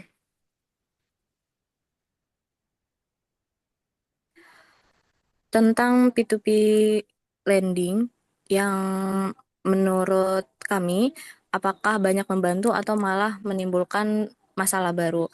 Jadi sebenarnya untuk segala jenis teknologi itu pasti ada sisi positif dan juga sisi negatifnya. Nah, di sini untuk sisi positif dari peer-to-peer lending ini, yang pertama adalah akses yang lebih terjangkau agar bisa lebih inklusif. Lalu yang kedua ada proses yang mudah, cepat, dan juga praktis. Yang ketiga, mendukung pertumbuhan UMKM. Tapi ada sisi negatifnya juga, yaitu bunga yang relatif tinggi, gagal bayar, potensi gagal bayar, terus juga maraknya pinjol ilegal, dan juga dapat berdampak ke psikologis masyarakat seperti yang tadi dijelaskan, banyak yang depresi, bahkan sampai bunuh diri, dan segala macam gitu. Nah, kalau misalnya dari kami, itu sebenarnya tergantung bagaimana masyarakat mensikapinya. Eh, karena semuanya itu pasti ada positif dan negatifnya, seperti yang tadi udah aku jelasin.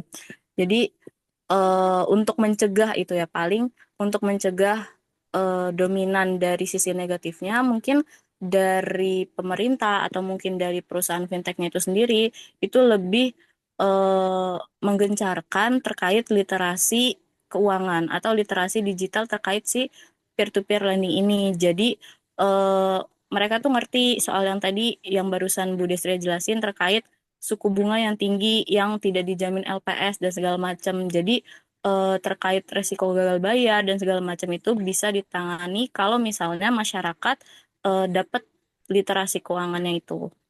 Kayak gitu. Iya. Apakah terjawab, Kak? Betul. Jadi perkembangan teknologi itu harus diiringi oleh literasi digital yang baik ya. Kalau misalnya fintech berarti literasi keuangan yang baik juga. Ini kan kita dikasih fasilitas pinjaman, tapi kan itu balik lagi dengan kontrol diri kita. Apakah kita bisa mengontrol apa namanya keinginan untuk konsumtif atau enggak gitu. Karena kalau misalnya punya pemahaman financial planning yang baik kan dia harus berpikir bahwa hidup bukan cuma untuk hari ini aja gitu kan. Ke depan kita harus mempersiapkan hal-hal yang juga butuh biaya, misalnya dana pendidikan anak, dana pensiun kalian, kemudian mungkin ada rencana mau lanjut kuliah, itu kan harus direncanakan kayak gitu. Jadi dan kalau punya literasi digital dan literasi keuangan yang baik, teknologi ini tidak akan jadi masalah. Yang bermasalah adalah ketika orang tersebut tidak mempunyai literasi digital atau literasi keuangan yang baik gitu, malah jadi cenderungnya konsumtif, jadi terjebak pinjol gitu. Oke, pertanyaan selanjutnya.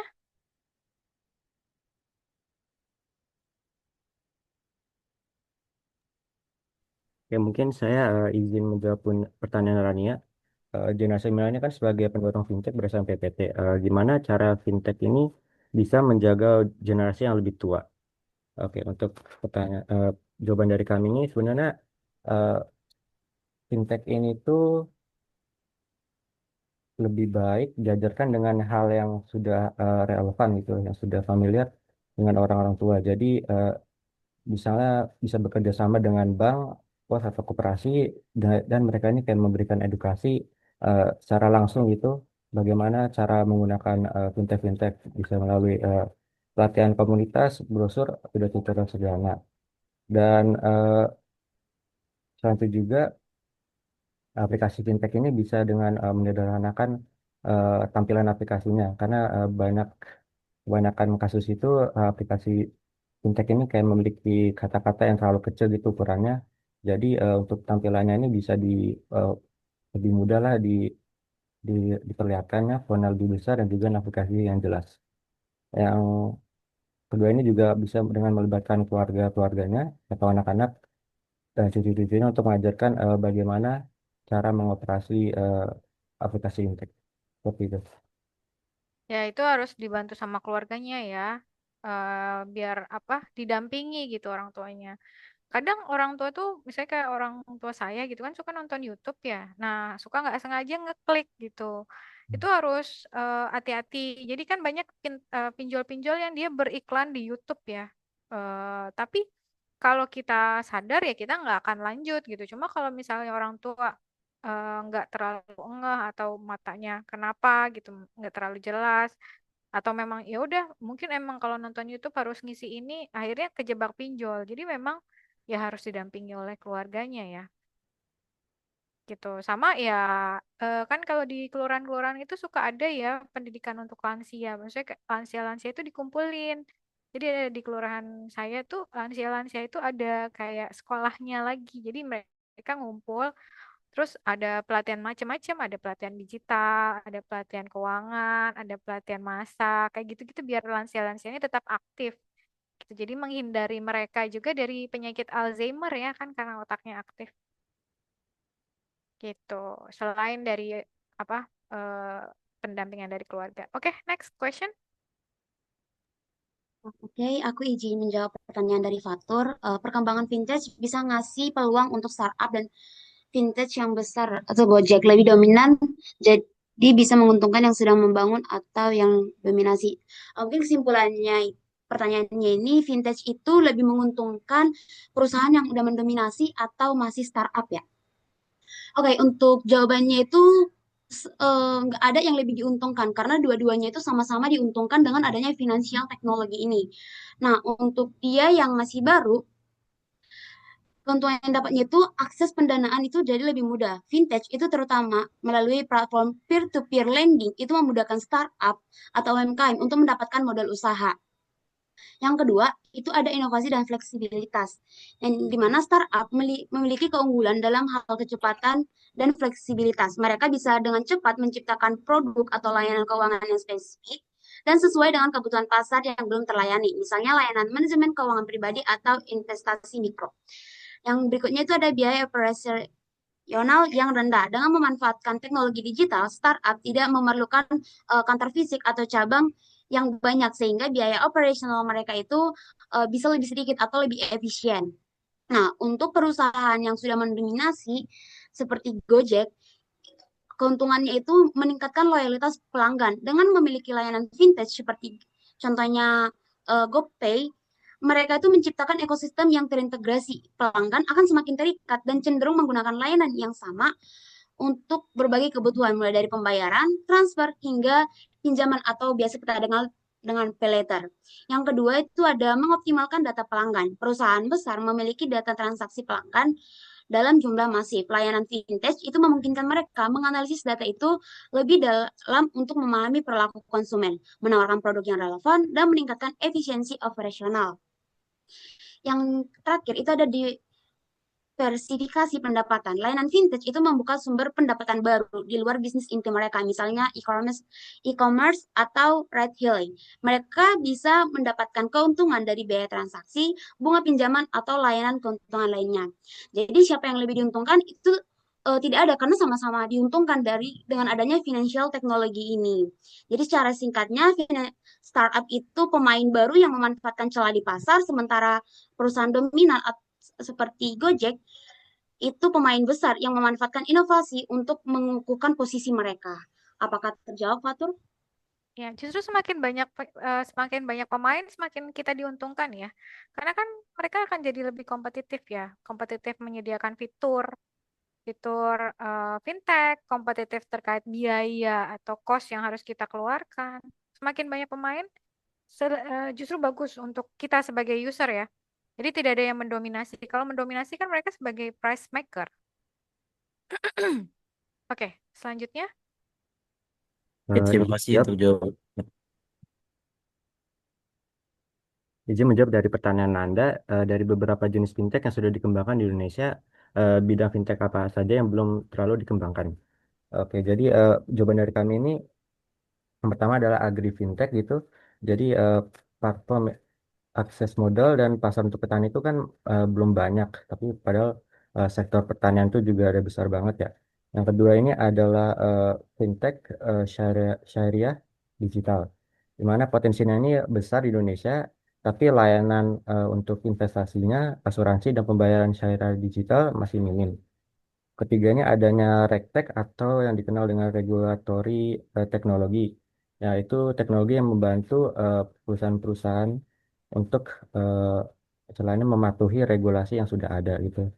Keempat adanya WealthTech atau robo advisor atau investasi otomatis dan manajemen kekayaan digital masih terbatas. Yang terakhir ini adalah InsurTech, jadi asuransi digital yang mudah diakses masyarakat itu masih sedikit. Nah, itu bisa jadi peluang tuh kalian tuh. Siapa tahu ada yang mau jadi founder fintech, kalian lulus kan, cari pendanaan gitu kan, udah dikasih ide tuh sama Jonathan tuh. Oke, karena sudah jam 10:03, sudah terjawab semua juga ya pertanyaan-pertanyaan ya.